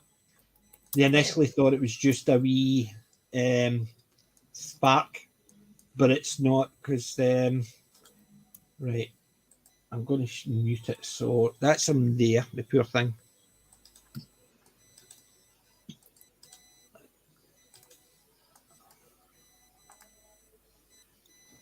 He's just shaking there. Oh. He doesn't look too bad, but bless him. he does a lot of panting, and that's the worst one. That's him there. Oh, poor guy. Bless him. So, and he can't even it's walk. so hard. Especially when he's standing around. Yeah, we wouldn't be safe to leave him. Yeah. Wouldn't be able to leave him because that's him just trying to walk. Oh, bless him. With the tablets. With the tablets now, will that help to lessen the number of seizures? It'll take 2 weeks to get into his system. Yeah. Once he does that, it should flatline the problem he's having. Because Benji's had them twice in his whole life and they lasted about 10 minutes. Buddies can last up to 3 hours. Ooh, that's a long time. Exactly. So they reckon it's a bit more than just a wee brain fart. So diagnosed with epilepsy. So he's now on tablets. So at least we've got him diagnosed, and I was just going to say that's half the battle, really. Yeah. So now they said it could happen still over the 2 weeks. Since Christmas Day, he's had 4. So he has. Normally he was have one every couple of 2-3 months, but he had 4 since Christmas Day. So that's why he went back to the vet. So he's getting better. He's not had one since he started his tablets. Hopefully, he'll not have one because once the tablets get into his metabolism, it should actually make it a lot easier. Yeah. Mind you, they did actually offer something if he ever goes into one, but even I said, nah, he's not getting that. It's a thing I says, the dog's eyes go wide, he's panting and he's shaking, and you want me to no, because his eyes will go wide, he'll start panting and he'll shake. So no, I decided it's probably not the best thing for a dog who's having an epileptic fit to have something shoved where the sun doesn't shine. Right. Because it ain't happening to me, so it's not happening to my dog. I love him. Well, I'm glad that he's been diagnosed because, yes. As we said, it's half the battle, and getting his medication sorted is going to be the big thing. So it's just they said initially they've put him on the smallest dosage, and they might have to up it a wee bit over the next few months. So half the battle, as you said. So we've now got him diagnosed. So he's hopefully going to be because the last time I was on a stream, me and Colin, I had to quit because the two of them went in one. Buddy started one, I took him through. And then when I came through, Benji was at my feet having one, and I just had to give up the stream because my wife can look after one, not the two of them doing it. But Benji's was the wee brain fart. He was obviously just overexcited because of what was happening to Buddy, and he's just tripped, and it lasted 10 minutes, then he was off again. He was fine. But the thing is, they look at you as if you're stupid. See, the thing is, I know I can, in my mind, Buddy's exactly the same as me, right?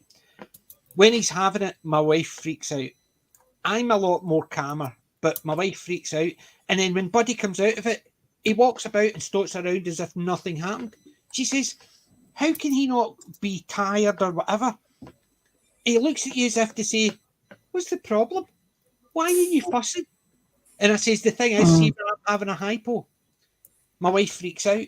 But when I come out of it, I go, what's the problem? It's just a hypo. I have them all the time. It's just a hypo. What's the problem? And my wife says, that's what Buddy does. So me and Buddy are the exact same.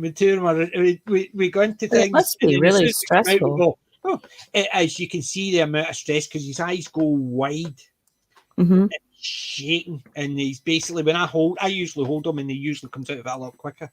But he has to be sick to come out of it, and usually that means it's everywhere. Like the last time he was sick in the room, I had to literally gut the place because it was all over. Holy cow! Yeah, it's all foam. Oh, jeez, love him. So it's a wee thing, but he's actually getting the two of them are through with my wife because she's got other treats. Ah. So basically, once they actually realised that they weren't getting a treat here while I was streaming, they bugged off. So, but he's all better. He's getting better. Can't say he's all better. He's getting better, and he's been diagnosed. His tablets, once they kick in, we should be fine. So still got another week before, and we'll see how they go. That's good news. So yeah. So yeah, that's my news. Yeah. That's my picks. That's my dogs. That's me. I can't stop talking. I wonder why. Is it the Irn-Bru? No, it can't be. I need the Irn-Bru. I need Irn-Bru to start in an IV drip at about 4 o'clock in the morning Don't give him to get me ideas. to wake up on time because I am not a morning person. It may not be spinach, but Yeah, it is like Popeye. Yeah. Yeah. See, if PJ turned into the Hulk, he'd be orange. Yeah. He'd be the orange Hulk. I think I can hear Darren laughing hysterically from the other room because he would concur. Yeah. It usually takes, you'd have to basically throw a bucket of spiders on me to get me up in the morning. Which would probably be a dangerous thing to do. Do you know what I was going to buy today? Remember I was telling you about the remote control spider? Doing a remote control tarantula. Oh my God. Size. It's on a wheel. The last one I had, the actual legs moved, so it looked a lot better. But this one, the body looks better, but it's on wheels and the legs just go. It's about that size. So you imagine that floating around the floor. You couldn't do it in the carpet, whereas my last one, because it was the legs that moved, you could put it in the carpet, put it on a bed, and it would. This one has got wheels, so you couldn't put it on the bed to go woohoo. Whereas I can just imagine if Darren actually says, "Right, when's not getting up, put that in the bed and go." Like for Alex. Darren has seen me. Darren has seen me. A spider ran across my face one night, and he's actually seen me go from horizontal to vertical so fast, and dispatch the spider so fast. He started calling me Xena. He was like, "Damn, Nosferatu. I'm not making you mad." That's the 80s. Longer. Maybe. I'm sorry. A couple of weeks we're doing Coupling, right? The TV show Coupling, Stephen Moffat's Coupling. Yeah, I didn't know where that was going. I got a little concerned. There is an American version which is crap. The American version is crap. But the episode, there's the Spider-Man episode, which is absolutely hilarious. But there's the Spider episode with Patrick and Kate. Oh God, what's her name? It's Kate in it. Is it? It plays her. There's Susan, Jane, and my head's gone. I can't remember the third one. Kate plays it, but Patrick fancies her, but can't remember. It doesn't realise he fancies her, and he's trying to catch a spider in her bedroom. Watch that episode. It is hilarious. But there's also the Spider-Man episode, which is a lot funnier. But Coupling, the first 3 seasons are superb. The American version, avoid like the plague. It's crap. Yeah. Yes, I have heard that. I didn't know either existed, to be fair. So it's like I said, BritBox has the original, and I've been meaning to watch But there's so many. Yes, there is so much. I got a new TV last week, 55-inch TV. That's why I'm getting the new 43-inch monitor. However, it's got free play, it's got the free TV, and it's got a load of other things. And I clicked on a channel and I thought, oh, that's got that box set. I don't have that yet.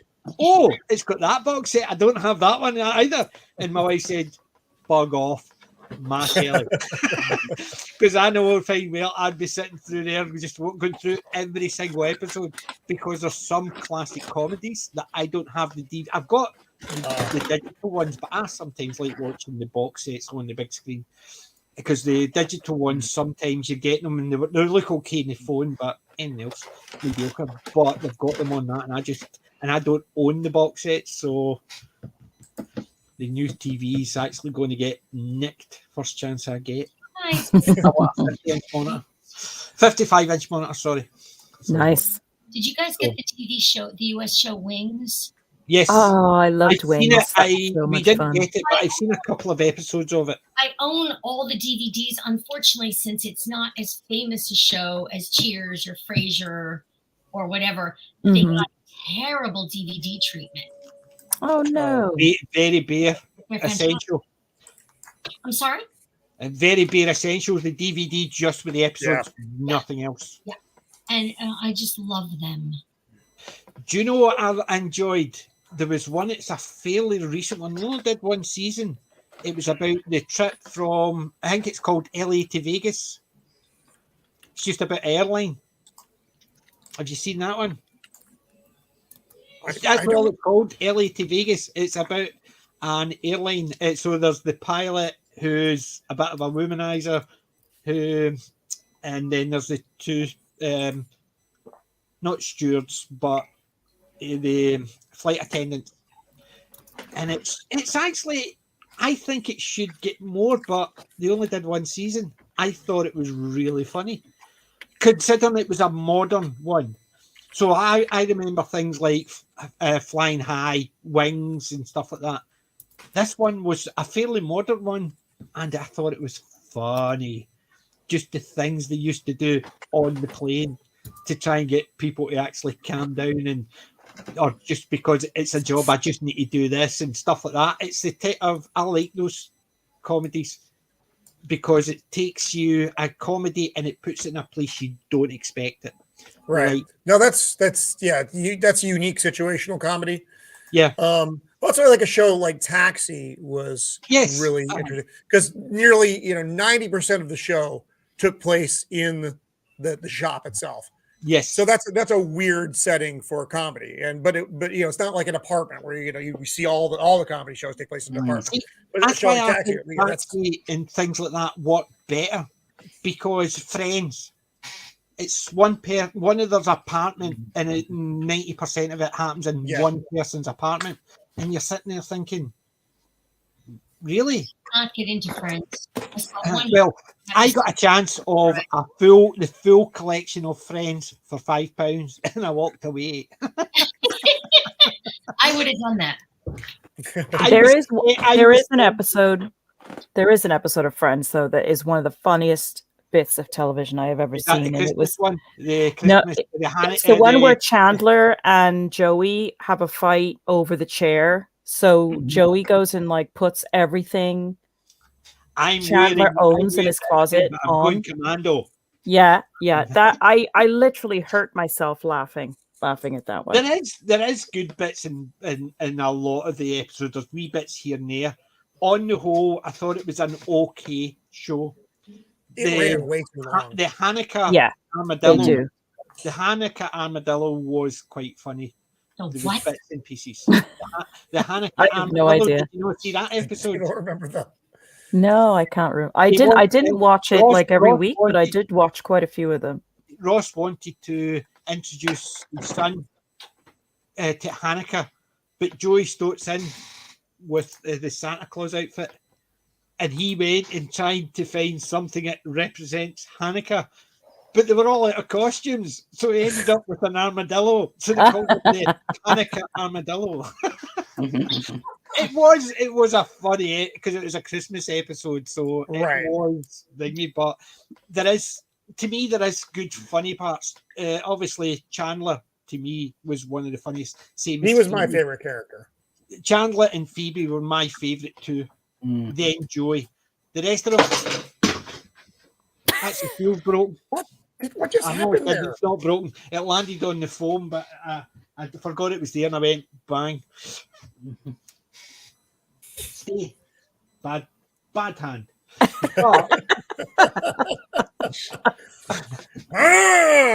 It's like Dr. Strangelove. My Fiora, I can stand. Just wait until Wednesday. I go on Wednesday to get see these things here. These are just basically off the shelf ones that they send me. And Wednesday I'm going to get one. It's they took all the measurements. I'm going to get one fitted. So hopefully it should actually stop. Got it handed to him. And then with the dad joke. Dad jokes. Oh, I lost the I can't plot. remember what I said when I actually knocked that off. But apart from that, how's everybody's day? What have you been watching? No, that was the beginning.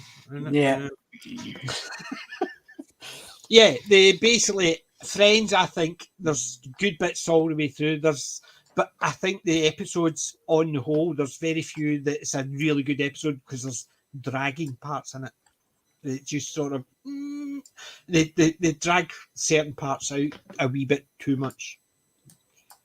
So I was tempted to, but I walked away because it's Friends and I have seen them all, and I don't really care about seeing them again. And that's the thing. A lot of the stuff that I've got, some people go, "Why would you buy it?" Because I would watch it again. It doesn't matter if it's a bad movie. Like for instance, when Mr. Hyde's one, that one about the bikini thing, the one before that. Oh, yeah, I know the one you mean. Oh my God, I can't think of the name of it now. It was on the island. Yeah. Oh, it was something of the spiders. Yeah, something about the spiders, but it had nothing to do with spiders. Yeah, exactly. What? To me, that was fun to watch because it was so bad. It was hilariously fun, and to me, I would rewatch that. Yeah, I'll drop a link And in the one, chat room. the dinosaur one was hilarious. It was, wasn't it? I didn't find it hilariously funny because it was bad. I actually found it enjoyable to watch. Yeah. I enjoyed that dinosaur one. Yeah, the dinosaurs just look plasticky. What are we talking about? Mr. Hyde. This is on Sunday. Sunday, I think in North America, they're about 4:30. I want to say 3:30 or 4:30. But on the East Coast, I don't know what time it would be your side, Roman. But Mr. Hyde has a YouTube channel, and I co-host a movie stream with him on a Sunday. It's the bad movies. I'm sorry. Yeah. I was like, I don't know what happened to me. Just but I like movies that we went from Friends to because there's movies that people class as bad that I would rewatch because either like the dinosaur one I found entertaining. Or it was entertaining. So it bad. Was, yeah. They're good. They're so bad. Yep. That bikini one, and the one about the spiders and all the women killing each other off was basically. Oh, it was hilarious. It was hilarious. All going twos. We're not going with you. You go yourself. Oh, she's disappeared. I wonder why. It was one of those ones. We had a ball with that one. It was so bad it made Ed Wood look good. Oh, yes, right? Yeah, it did actually. It was so bad it was funny, and that's the parts. Movies like that, I would rewatch multiple times. So that's what I'm saying. Good movies or bad movies, the ones that I've got, I will rewatch. But Friends, I didn't pick it up because I wouldn't rewatch it. I don't care enough about it to rewatch the episodes. My son has watched that show, I would say at least 10 times all the way through. He goes through cycles. He's trying to get pickup lines from Joey Tribbiani. How you doing? How you doing? How you doing? I thought it was mostly because he hated me. So he cycles through that, Band of Brothers, and Mad Men. He'll go in these things. I like Mad Men, actually. I think that's one of the best written television shows ever, from start to finish.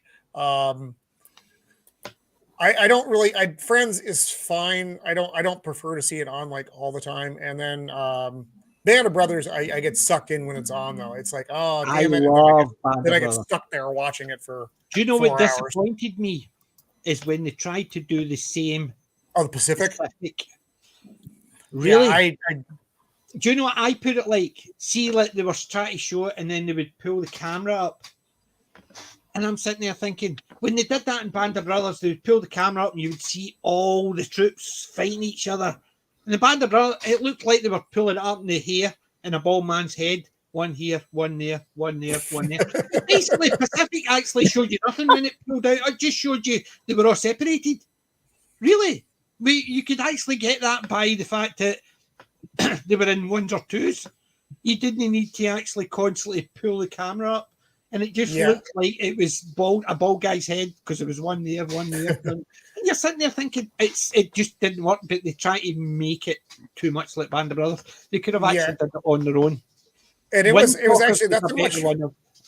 I find it a much harder series to watch as well, just because the War in the Pacific was very, very different. Mm-hmm. That book I just finished, Killing the Rising Sun, highlighted a lot of the horrors of that war. Whereas I don't know, the European war it's a weird thing to say, was a lot more civilized than the war in the Pacific. Yes.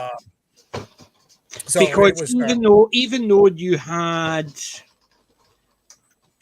bad people, shall we say, they went under the pretense of following the rules. Yes. Well, by and large, and I'd say by and large, because it certainly was not an absolute, the Geneva Convention was followed by the participants in the European theater. That was not the case in the war in the Pacific. Not at all. Batteries run out on this one. You just can't keep it lit, can you, Alex? Well, it shows how long. So that's what, about 2 hours or something for battery time. We're just coming up to the 2 hours mark there. So yes. Actually, on that note, I have to bid you all adieu. I have to go check on Mrs. of the Empire. Make sure she's doing okay. I hope she's okay. Yeah. Well, thank you. I appreciate that, and I know she would. I do suffer from them on occasion, so I do appreciate how it can be. No, it's not good. So she responded to a couple of texts, so I know she's still alive back there. But just so we can move on with the day, or I can whatever it is I need to do to not get in trouble. That's pretty much 90% of my day. That's the goal. Just trying not to get in trouble. So anyway, thank you for having me on again this week. Your picks of the week were fantastic. Alex, I loved your lightsabers. That sounded bad too. I just got,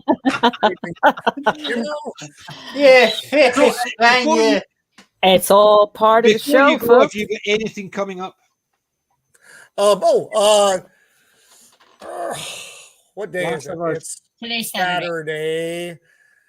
2:00.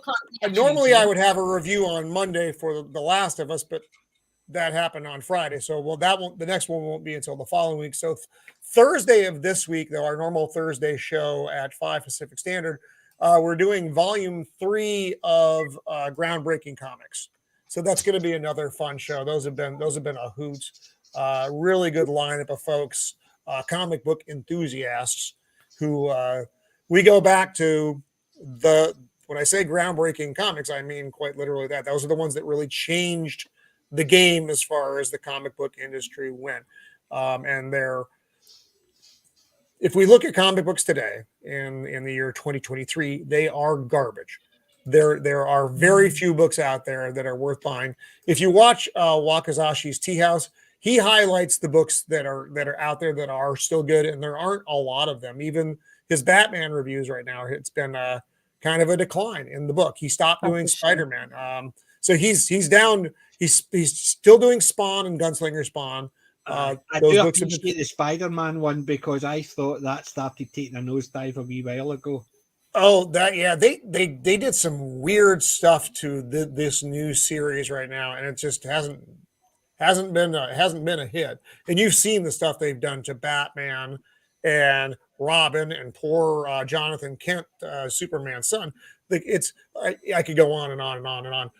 But that's why we wanted to do the groundbreaking comic book show to reintroduce people to the books out there that were good and are still, very readable right now because they're comic book stories. They take you out of the now, which is what a comic book should do. It shouldn't preach to you or yell at you about who you are and how society should be. It's a story of, great heroes and ideals, just like the Greek myths were. It's not, I don't want to get lectured from a Mary Sue. Anyway, Exactly. you got me all riled up. Well, that's what we're doing this week. And hopefully I can get with Matt, the drummer, and actually get some music done once he gets the replacement mic in. We'll see. Yeah, how I hope that goes. works out, Roman. Thank you. So do I. We spent so much money. Yes. He says, Anyway. laughing maniacally. Yeah. So Roman, I do what I was, do. Get a cheap condenser mic. we got a lot of cheap mics, but then we have a lot of really, really expensive mics. So anyway, thanks for having me on, guys. You guys, it's always Thanks, fun Roman. to see you. And Thank you, I will Roman. see you around the interweb. Yep. Ta-ra. Love to Mrs. Later. of the Empire. Like, your scene's a bit fuzzy, bloody. How would you I describe think it? it's might be the light. Might just be the lighting. It could be the lighting. It just Yeah. looks a wee It's bit because washed out. it was dimmed so that the it the just looks a wee lightsabers bit would show washed up, but out. the That's all it batteries is. run out now. So Well, I know It next just time looks a not wee to bit switch on. washed out. That's all it is. That's on the camera. Sort yourself out. Most things do. Hmm. So, what's the plans for watching coming up? Anybody got anything that they're actually looking forward to watching next week? well, our next week, no, but the week following is our anniversary coming up on the 1st of March. And we usually like to just get some takeaways, stay home, and watch movies and things like that. So what I'm really looking forward to is Darren bought me the set of all of the original classic Creature from the Black Lagoon films. So we'll watch those and a couple of other things as well. So fingers crossed.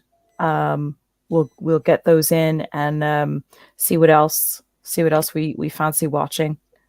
Just trying to think of what else we're binging. We're still binging Supernatural, so that's like every night with tea. We watch Supernatural. I think that's about it really at the moment. We are dipping in and out of the latest Doctor Who box sets that have been coming out. So that's pretty much it. Yeah. Excellent. That's superb. Hope you actually have a lovely time. And I hope Darren actually does something nice with you. Yes, I know. We Us guys get blamed if it's bad, no matter what. So. No. He's wonderful, and it's just it's so hard to find the time. He's a carer for close family members, so it's lovely to sort of and it's necessary to take some time and just have a nice relaxing day wherever possible. So we're looking forward to that. Excellent. Hope you have something nice. What about you guys? Julie, Alec, anything? Let's see, what am I doing? Well, I'm completely caught up with Death in Paradise. I've been listening to a bunch of Big Finish recently. Mm-hmm. And apparently BBC Radio, I had not known this, BBC Radio put out some of the missing Doctor Who episodes on radio. and I listened to the audio of narrated by Peter Purvis. I don't know how to pronounce it. Peter Purvis. Thank you, Stephen. Narrated by him of the Celestial Toymaker. Right, because Peter Purvis played in the Celestial Toymaker. Right, but my point is that since I had never seen the episode, since it's one of the ones that's lost, and since they've got telesnaps of it, I've got the telesnap version of it. Rumors are swirling that Neil Patrick Harris is playing the Celestial Toymaker. I wanted to listen to the episode to find out more about it, so I listened to that. And I just finished listening to an episode of Jenny, the Doctor's Daughter, and that was so much fun. Georgia Tennant's fantastic. It was really, really fun. And they should have done a spin-off of her. Actually, just going at me. Great in a spin-off.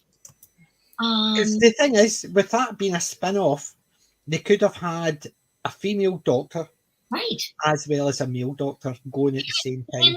In the episode I'm listening to, they do a bioscan of her, and they say she's a Time Lord.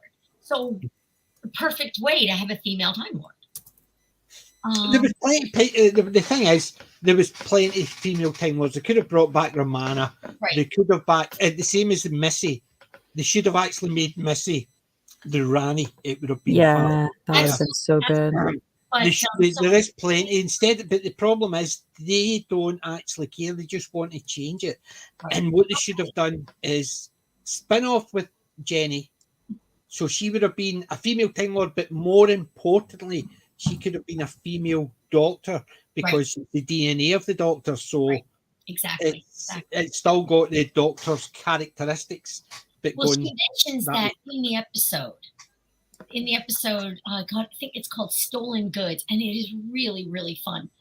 But she does mention that that's possibly where she gets her not wanting to kill people from. Yeah. So it's really good. I thoroughly enjoyed it. There's another box set from BBC Radio and Audible that's got Marco Polo on it. So I want to listen to that too, since obviously I've never seen it. Yeah. I think there's only one episode of Marco Polo. No, they're right. Available.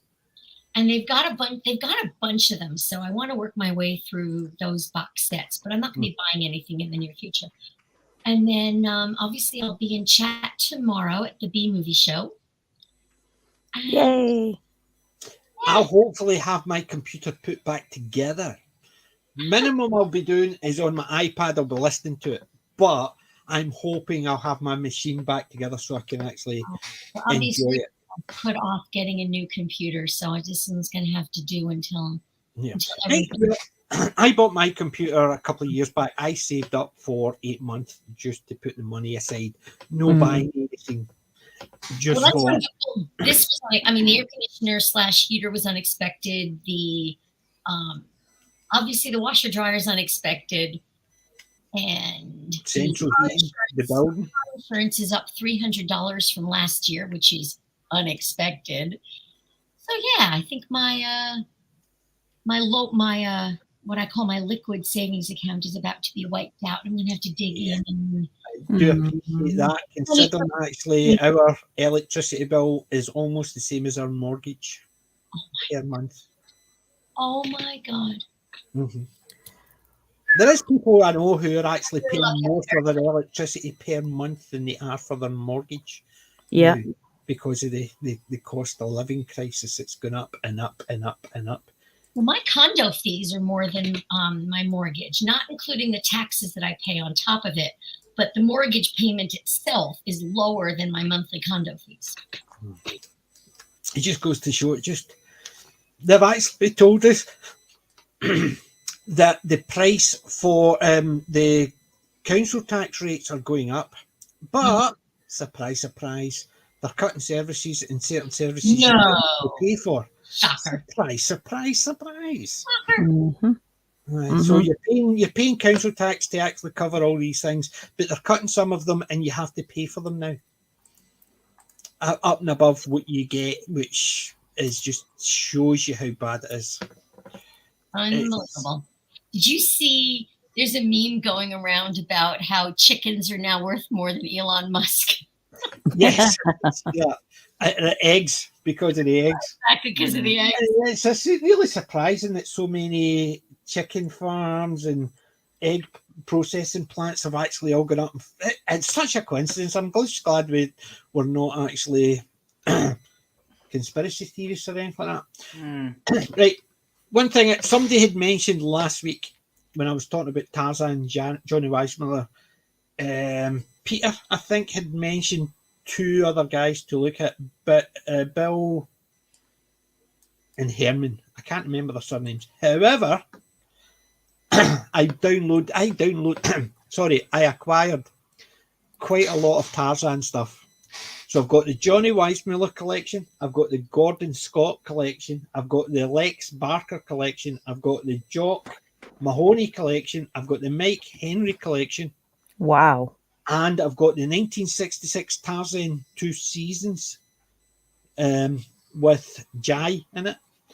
I've got the Legend of Tarzan animated series. I've got Greystock, and I've got a 1981 Tarzan the Ape Man and a 1998 Tarzan the Lost City, as well as the New Adventures of Tarzan, which is a 1935 one. Don't know what one that's meant to fit in with. I think it's meant to actually be Johnny Weissmuller, but for some reason I've got 2 copies. I downloaded all them, so guess what I'm going to be watching? Wow, that's an amazing collection, PJ. I'm going to be watching Tarzan, and then I've obviously got UFO to watch. But remember, everyone, Wednesdays, 2001, A Space Odyssey. Cool. Yes. Yeah. And Alec, after the stream, I need to have a word with you. Okay. It's just something that just one wee thing, and it's anything except the fact is it's just something your video reminded me of, and it's just the one wee thing I want to actually mention. Apart from that, it's fucking amazing. So yeah, video was great. Well done. Really Shall amazing. we give everyone a preview on here? Yes, you can if you wish. Oh, And if yeah. you want me to critique the part I was talking about, and I'll tell you exactly when we do it. Okay. You'll see anybody else. I'll ask a question just after we get back to it, and you'll see what I mean.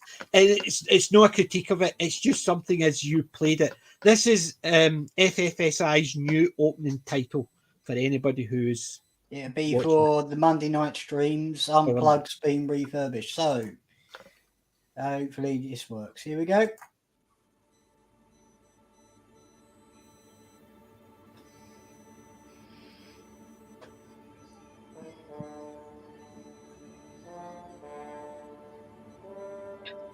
It's about.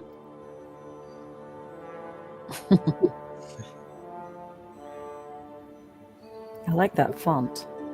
That is a cool font, isn't it? It reminds me of a 60s sitcom font. Yay. I love that.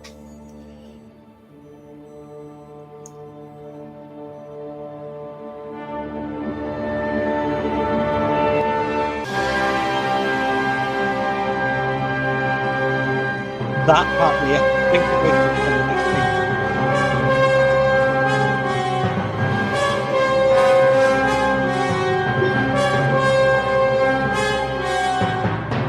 I love the Monday night part just coming out.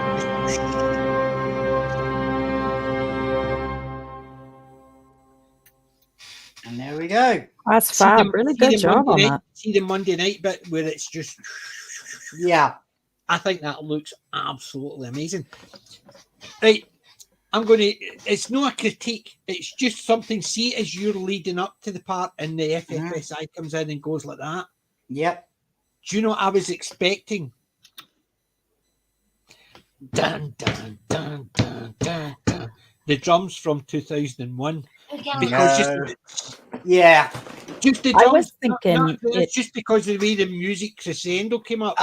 Well, You did the music after there was the slight drums afterwards, but just as it came up and stood up, I was expecting it just to have the dun, dun, dun, dun, the drums from 2001. That was the only part because I was waiting for it. It went like that, and then it played with that, and it had the drums there. But just as that stood up, I was expecting it to go dun dun dun dun. It does give you, it does give you a 2001 vibe. But I like the music in it. I thought the music as great. well brings it in. It's because the way the music's bringing you in, and then that goes in, and you go, and it comes up, and that's when I was expecting the dun dun dun dun, and that's the only wee part because you led us into that, and then just at that point, and it might have been because I've been looking at 2001. It could have been I was getting the two of them and thinking that's what that reminds me of. But then you have got the drum part at the back when the yellow's coming up. It's just that one wee part. If you the drums get in there, I think that would have actually been a crescendo for the if it is I. Well, the thing is, I could have gone with that, but it's due to rights. But the closest to get to that type of music was a Japanese TV show called Thunderbirds 2086. But no, that's where the soundtrack's from. But see that music you've got's fine. Yeah. If you can just somehow just get the drum beats, you could actually slightly adjust the speed by, I think Friday Night Tight said 0.06. So you have it playing at 1.06 of its normal speed. Yeah, I could do, but I might have to ask Roman to redo the entire soundtrack because the thing is that is a very rare soundtrack to get, and it is a tribute to that TV show. I know it's Thunderbirds related, but the thing is that with orchestra type music, it's very hard, to try and remix. Oh no, I know what you mean. It's just at that one point, even if it was just that sound just played over the top, just at that point with your music still playing in the background, I think all works. There's a slight problem to that is that if I use any music from 2001, we'll get brought down. But that's what I'm saying. It's not the music. No, it's even the drums. It's even the drums. That's the problem. Is that Stanley Kubrick's film 2001, Space Odyssey? It's what you call copyright. There's more backstory to that film than anything else. Can you even get just the maybe 4 or 5 drum beats, just the dun dun dun dun. If I ask Roman to do the drum beats, then I could include it. I'm just saying, all that whole crescendo leads you up to it, and it's actually because you can hear the drum beats when the rest of the stuff's going. It's just that one wee part when it actually just stands up, the FFI comes in and then just stands up. That was the part I was expecting, the drum beats, and it's just that's all I'm saying. The rest of it's not as if it's bad. It's just the crescendo is just bringing you in because you bring it out and it is so you've still got the crescendo there. Well, but then again, I remember you're talking about someone who couldn't actually. What's the beat? There's someone who can't edit a video to save his life. Unless it's a free piece of software, you go click, click, click. Well, can I just say something? That the entire opening took 2 days to do because it's made entirely from scratch. And where you see the moon and 2 days of my hours to put together. No, I'm saying wow, that I would have expected a lot longer to put that together. I picked it up from a YouTube video, but I created my own thing. So another thing is when you see the cloud slowly come towards you, the stars in the background are moving, right? But I had to include stars where they're going like flying by. I thought I was going to get Jim to do that, and then I worked it out, and I thought that's it. That's it. It's locked in. But unplugged. Because I've not got to create a bone in my body. Yeah. Just me being critical. It's just because you dragged me along for the ride, and it was at that point. Right. You've still got the crescendo. It's just those wee drum beats. But as you said, you can't get it because of that. Now you've still got the dun, dun, you've still got the crescendo. Now, So, I just cool. want to know, can I bring up another video from one of the unplugs, if it's okay? as long as it's not going to get me kicked again. No, it's got the same music, but I need to speak to Roman because I want to create new music for it from scratch. Go ahead. Just give me a second because I've got to find the sodding thing yet. See, who says I'm a critical bugger? I criticise my own stuff more than anything else, but you see me actually when I'm actually doing see the videos I used to do. Just think how bad they would have been considering the early stuff. I still went through and goes and recorded it about 16 times, and that was the best that I could come up with, even after criticizing myself so many times. Right. I can't find the video. Just give me a couple minutes or something, and I'll try and locate it. Who says it? I know it's blasphemy, but I actually prefer 2010 retro. I've got a lot to say about 2001 on Wednesday anyway. Well, just to remind you, 2001 Space Odyssey is this Wednesday. Then it is Some Like It Hot. Then Groundhog Day. Then Coupling, the 8th of March. It's Coupling. Then we go into Drop Dead Fred, Jurassic Park, and then Singing in the Rain. And then we'll see what we've got planned for April. We've got one thing to be added to it for April, but that's the things that's coming up. So 2001, A Space Odyssey. That's what we're aiming. And Julie, you need to watch it at least once. I saw in the chat you've never watched either. 2001 can be. I think there is times when it's slow, and that's only because it's trying to set a scene. So there is slow parts in it, but it's very iconic. The movie, it has got so many iconic aspects to it. Okay,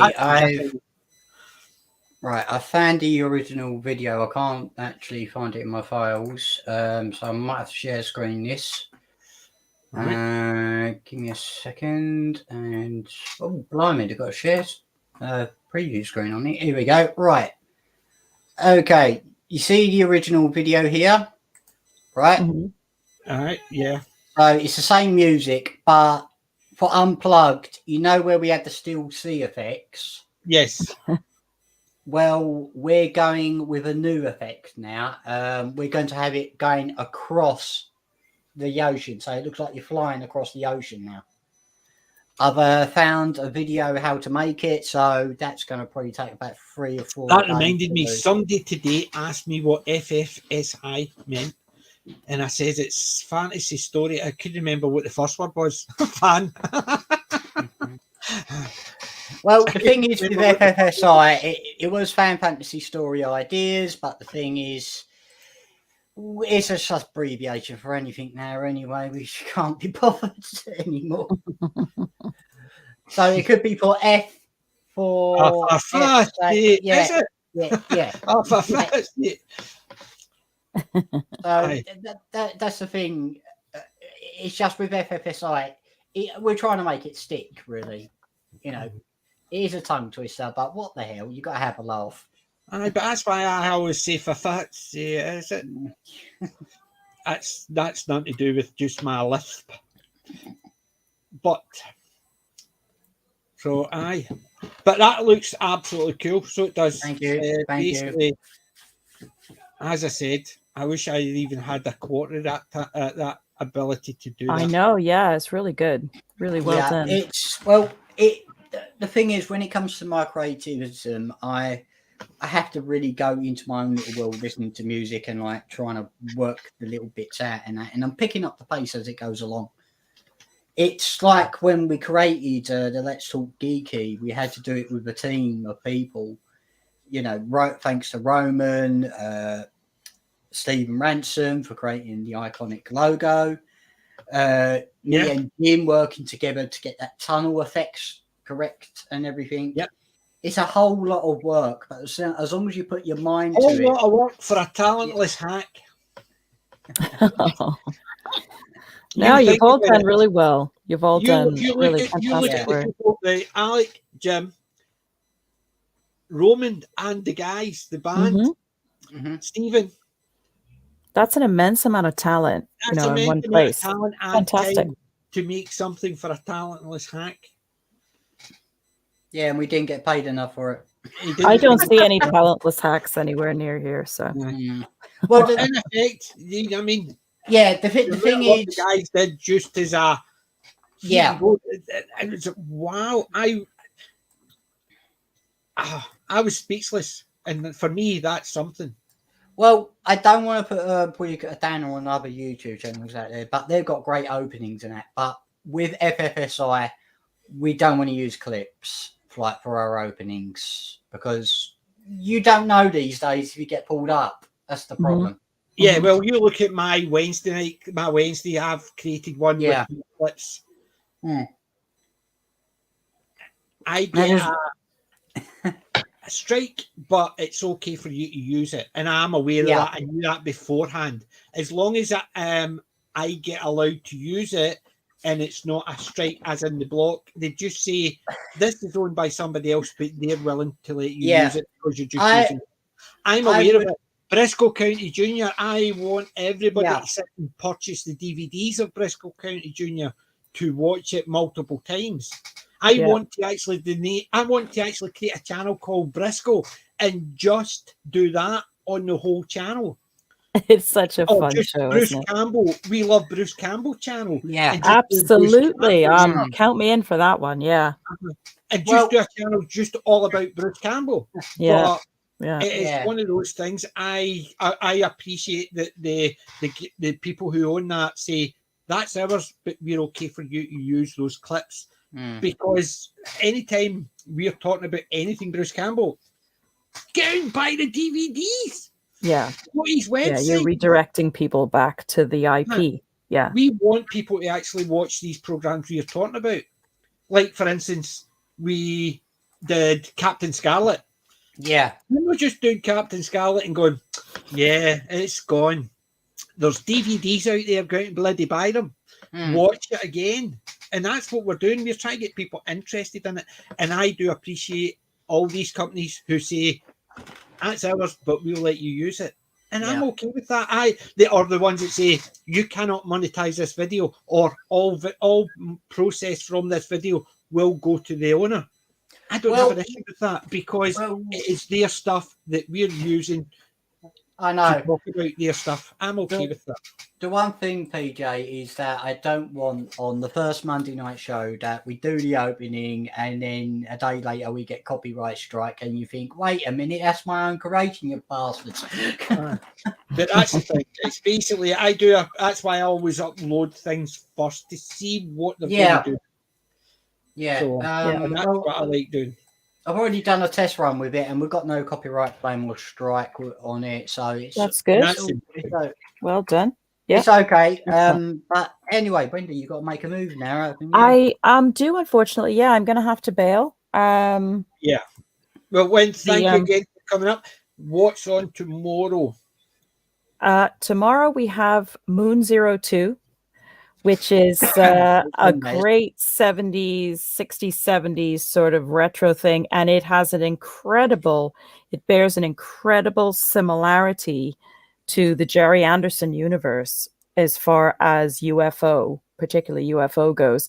And you will see why when you start seeing the ladies that are starring in the film and the type of hair that they have. Look out for the wigs. I just want to ask, can I get invited into that show if it's possible? Because I've got a lot to talk about, if that's fine. Oh yeah, no, these are pre-recorded actually. So what we do is we pre-record them the previous week. So it's already but the chat will be active. We'll all be in the chat. So feel free to pop along. We'd love to have you in the chat. But yeah, no, we pre-record ours because we have to do them a week in advance. And then we so like this weekend, tomorrow now, I'll be recording one for the following Sunday, not for tomorrow's show. So so yeah, it's a hoot. It's a really crap movie, which is it is it is really crap, but it's got really funny bits in it, and it's got great actors in it, some amazing actors actually. It's just going to be fun. I'm looking forward to it. So I've got to tell you something. They've got a great opening song. And I think that's the only main thing for the movie. It sort of reminds me of the old Pink Panther movies intros. Yeah. It's got a really weird intro. And the music is bizarre. The music doesn't match what they were trying to do. So you can see why it just totally failed at the time. But it is a hoot. It's going to be a lot of fun. Yeah. Gary says, Moon 02, the sequel to the unreleased Moon 01. So on that note, I will say goodnight. Thanks everybody in the chat. Thanks to our wonderful panel. And I will see you for those interested to pop along tomorrow. In the UK, it's going to be 8:30 on Mr. Hyde's channel. And that will be advertised on my Twitter page at Wendology1 and or HorrorChick65. So if you're looking for the link, you can find it there. So you guys have a lovely evening. Julie, have a lovely rest of your afternoon and evening. And I will speak to you all soon. Thank you for joining us. Yeah, take care all. Good night. So now we're down to 3, and what we'll do is we'll start aiming to finish in about half an hour. Yeah. So remember, boys and girls, lads and lassies, for the month of February, if you put hashtag Irn-Bru or iron tag or hyphen brew or iron with an O and brew with an EW, I'll take all 3 of them, but Irn-Bru, no spaces, is the preferred one. That is the top prize. My Irn-Bru Iron Man from the Barr comic group. That is the top prize. 2 other lucky winners will get, unfortunately, these are medium Irn-Bru t-shirt, a wee Irn-Bru keyring, and an Irn-Bru stick it to your window or something. So that's the prize. First prize is one week. An Iron Man picture. Yep. The price is 2 weeks. Yep. I will post them anywhere. However, if they go outside the UK and there's extra postage, import tax, or whatever, it's up to yourselves. But I'm willing to post them. So put in the chat, in the comments on any video or the month of February, I will be drawing it out on the first day of March. I'll take all the names that have put it in. Doesn't matter if you put it in multiple times. I'm just literally going to take the names. So if you've got 15 accounts, put your 15 account names. I'm okay with that. Then I will draw them out, and what we'll do is we'll draw out the names. I'll do a stream with the names getting drawn out live, and we will contact the winner to get an address to post it to. I will do a wee video that will be added to every video that is uploaded for the month of February.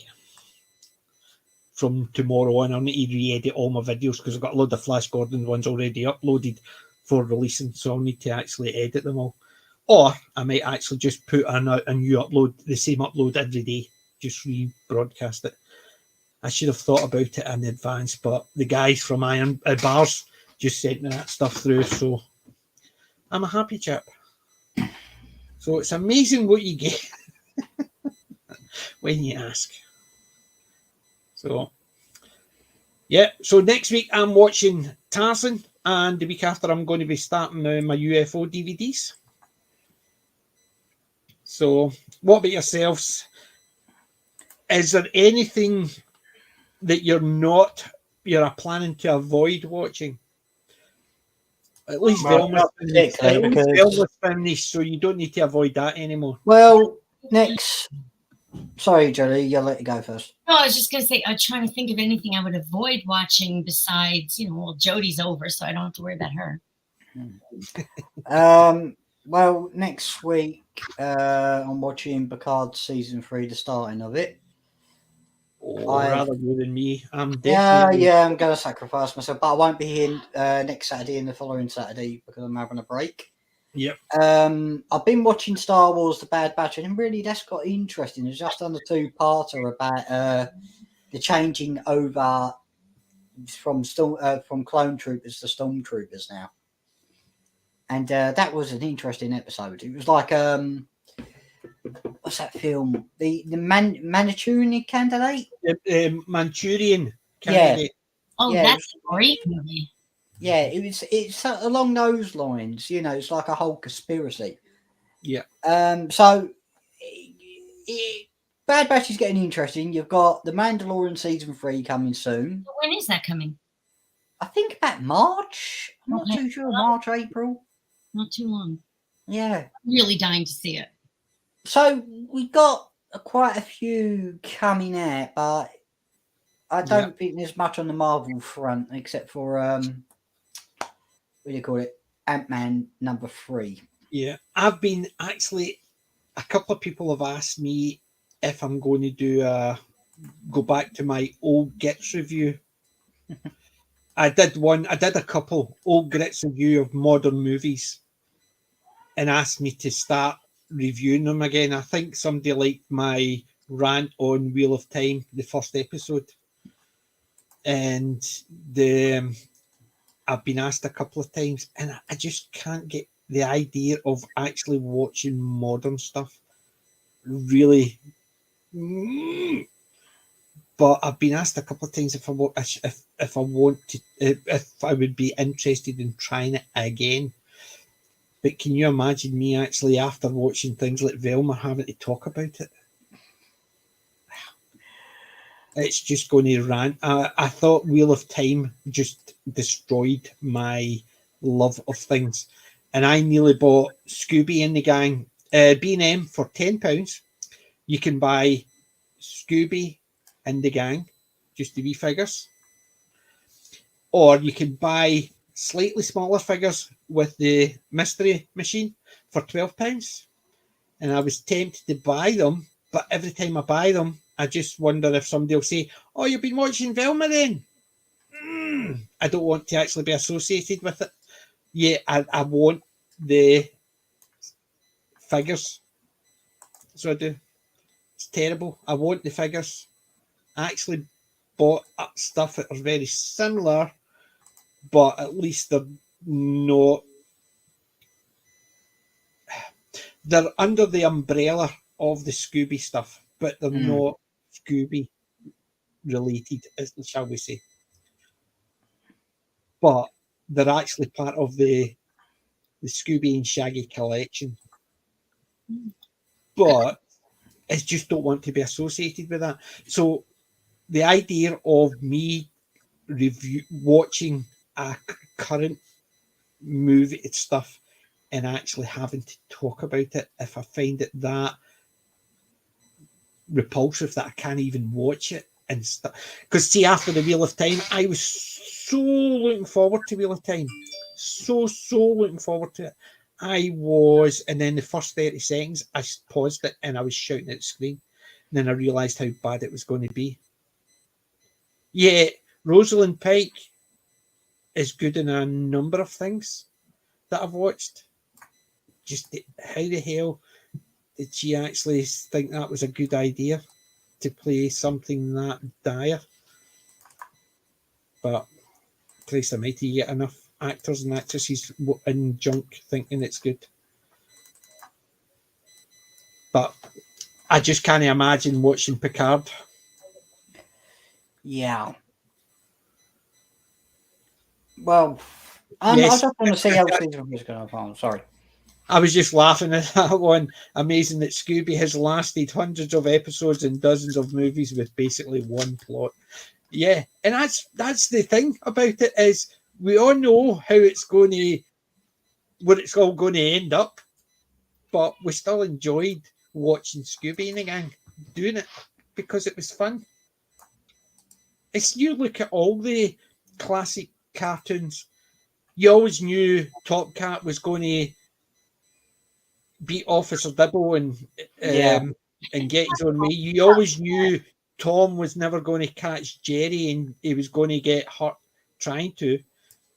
Yeah, I mean, things like that. You always knew what was going to happen, but they were fun to watch.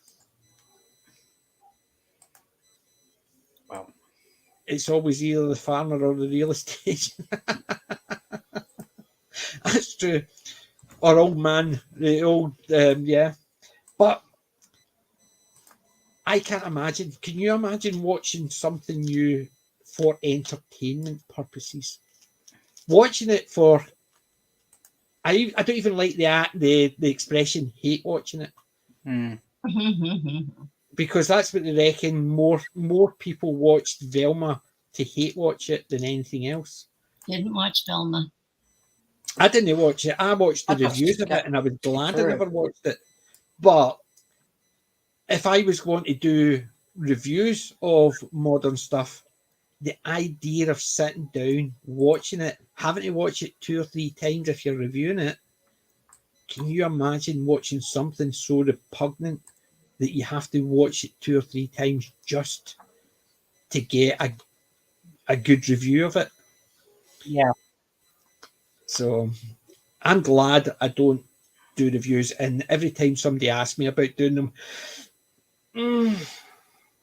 I've done a review of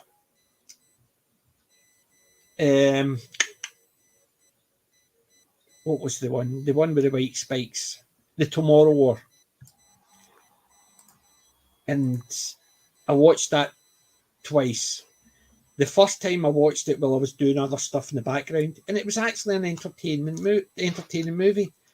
But then I sat and watched it for reviewing, and I realised it made 0 sense, absolute junk. And the only way I could rectify that it worked was if it wasn't time travel, it was dimension jumping from one dimension to the other. So if it was somebody from an alternate Earth who came back to this Earth, which just so happened to be 30 years behind them, that's the only way it would work. Because as soon as they introduced time travel, them going back changed the history automatically. So they wouldn't have been caught off guard because they went back, so they all knew it was going to happen, so they were all prepared for it. Or the fact that he then went forward, he stayed there and went and killed the white spikes, means they've changed the history, so they wouldn't have come back. Whereas if they go to an alternate dimension, which just so happens to be 30 years behind, it works. You see? So it depends how you watch it, depends how good it is. And then the other one was, oh God, what was the one about the guy who was reliving the same day? Groundhog Day. Boss Level. Boss Level was the bomb, as they say. It was fun. It was a guy reliving the same day. It's like Groundhog Day meets John Wick. It was fun. Well, I wouldn't even say meets John Wick. It would be Groundhog Day meets John Wick meets... I'm trying to think of a comedy on that genre, because you wouldn't actually say... you wouldn't say Johnny English or something like that. You would actually... It's just entertaining. The guy sometimes fights his way through it. Sometimes he just goes, bugger it, I'm just going back to sleep, and just doesn't care. And it's just... It is a fun movie. I watched it I watched it 3 times the first day, and then I started reviewing it by watching it to review. It was that much fun. So if you like Groundhog Day and if you like John Wick, watch this, and it actually merges the two, and it's fun to watch. It's violent. It's about a guy waking up and having to survive because people are trying to kill him, and he just goes through it. And but Mel Gibson's in it. It is really good. It is so entertaining. I still watch it every so often. It was MC, who is sometimes in the chat, had recommended it to me. It is superb.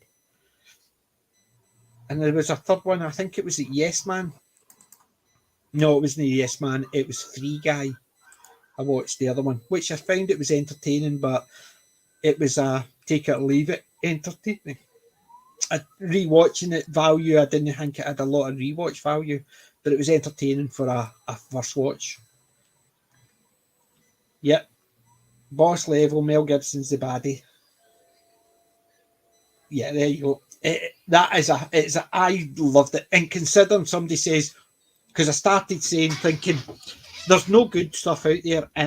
Somebody had said, MC had said, watch this one, Boss Level.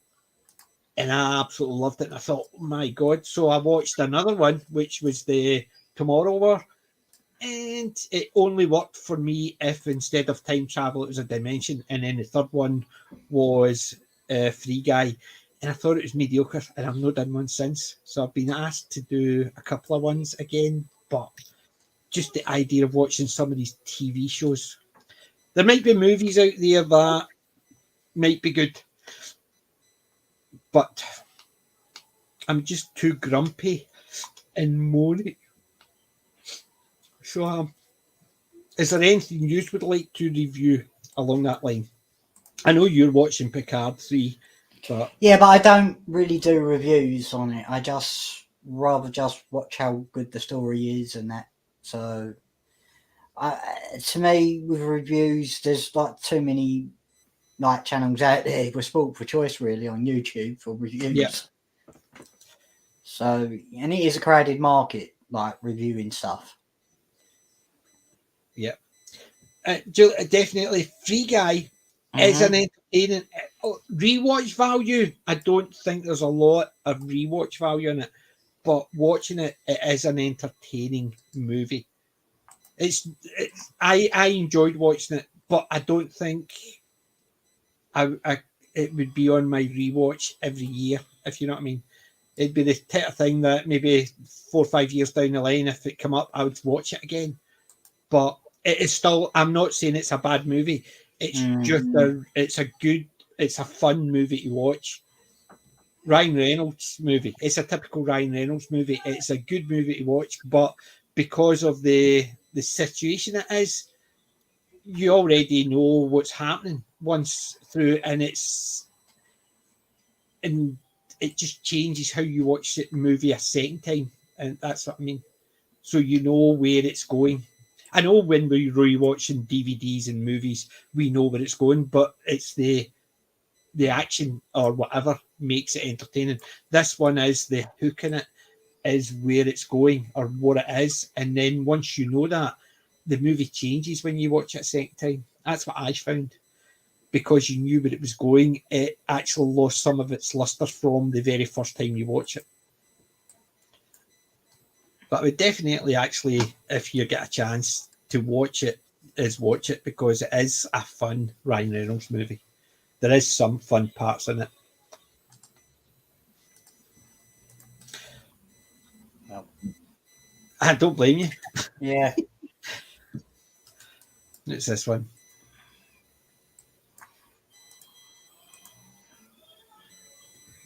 One. I've heard about that one with Helen Slater in it and Martin Landau. I'll need to actually dig that one out again, see if I can find it again.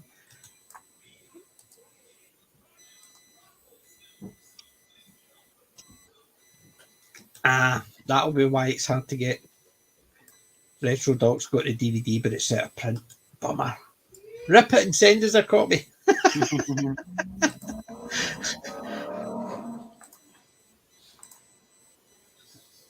Yeah. So what about the chat? Anything in there that they're wanting they would not want us to review because we don't do that. What they're actually interested in being reviewed coming up. Because I enjoy like the Critical Drinker, Nervotic, Desperate, just reviewing some of the stuff because they're even as is more fun watching their reviews of some of this crap. Like watching as in MILF Manor. Never watched it, never intended watching it.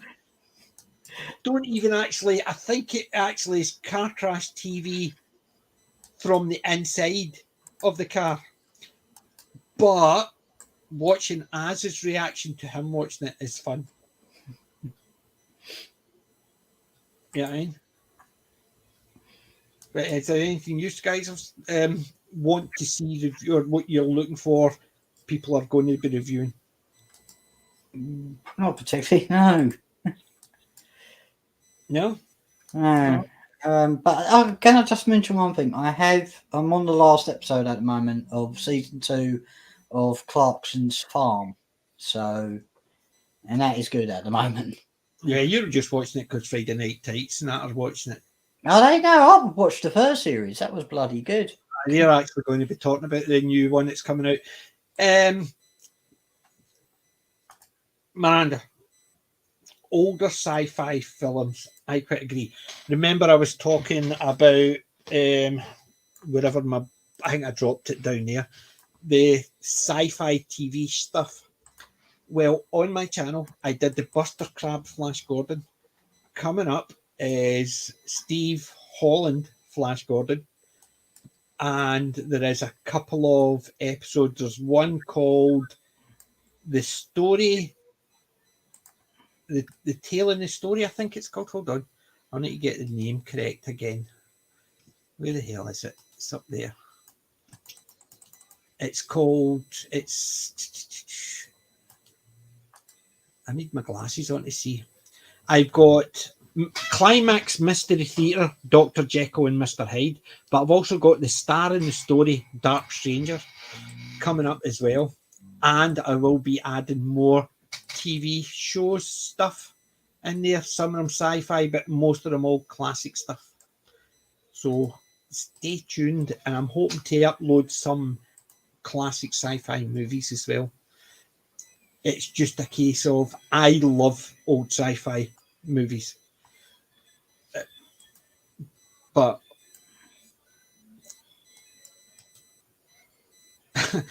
watch Az. I have no interest in it either, but Az's reaction to it is absolutely hilarious. So it is. It's a program I could watch Az reviewing stuff that I have zero interest in. And I think just watching his brain explode on screen while he's talking about it is hilarious. And unfortunately, you can see his brain's almost going to mush watching this junk. But he's watching it so we don't have to. Right, what's that one? You need to make a groundhog. Can you imagine a TV show? Every morning he wakes up and it's the same day, but he just decides to go a different route, and then something else happens, and then he has to finish that before he actually goes out and does another route. It could be always the same day. Every single day he just goes out of his house and just turns a different direction, takes a different route, and something else happens, and he has to complete it in the day. So yesterday he's done that on this one, he did it, and yes, it means that if he takes a different route, then what he fixed in that one doesn't get fixed. But it's one of those things you could actually do. It would be fun, the idea of it.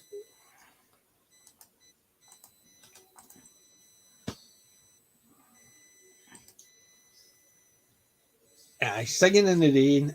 The more The Eric Morecambe and Wise singing in the rain is absolutely hilarious. I must admit.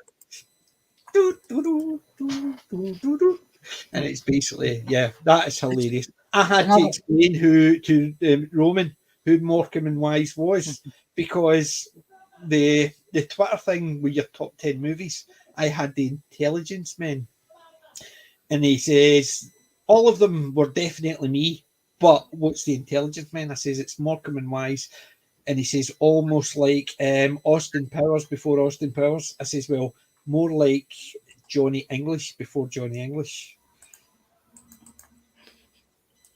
Yeah, speaking about Morecambe and Wise, do you remember that sketch they did, The Stripper, where it's over the breakfast counter? Yes, yeah. I know. Yeah, the best one, the funniest one is the Shirley Bassey one as well. Yeah. The Shirley Bassey one was a classic. Even the Angela Rippon one was a classic. Yeah. They did so many. Or what they did to poor Des O'Connor. You got to remember Des O'Connor, haven't you? Yes. Yeah. Johnny Law. I've not seen his channel, because we did I've not seen. See, the Lord of the Rings stuff never bothered me. So the Rings of Power ones, I've watched one or two, but I was never a big Tolkien fan. I watched the movies. I've got the movies, but it's no ones that are on my regular to watch list. So I've never actually. I'll look up Johnny Law, see. Have a look at that.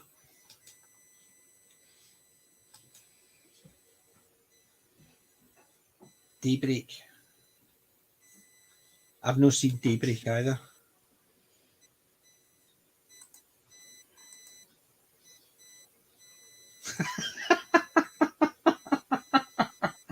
I like that one. A Groundhog Day Valentine's Day mashup where someone caught in a time loop just doing nothing but eating chocolate cake until the end of time. Right, Grandma, thank you again for joining us. Join us on 2001: A Space Odyssey on Wednesday. We're going to be finishing up in the next couple of minutes. So, Alec, anything coming up? Kelly, anything coming up? Nope, just pumping water from the old washing machine. Yeah. Well, Great way to spend the evening. FFSR returns on the 6th of March for our Monday night show, and from then on it's into the unknown. But I won't be back for another till after 2 Saturdays because I'm off on a break. But I will be here for Wednesday. Yeah, well, looking forward to it. So, ladies and gents, boys and girls, we are here on Wednesday doing 2001: A Space Odyssey. Join us for that. And remember, any you can put in absolutely any of my streams during the month of February. Put in hashtag Irn-Bru, and there is a couple of prizes. There is an Irn-Bru man poster. There is a t-shirt. There's t-shirts and stuff, giveaways. So just put it in. Top 3 prizes. So thank you very much, boys and girls, lads and lassies. We need to remember, we are not old. We are classic. So until next week, bye. Night, everybody. Take care.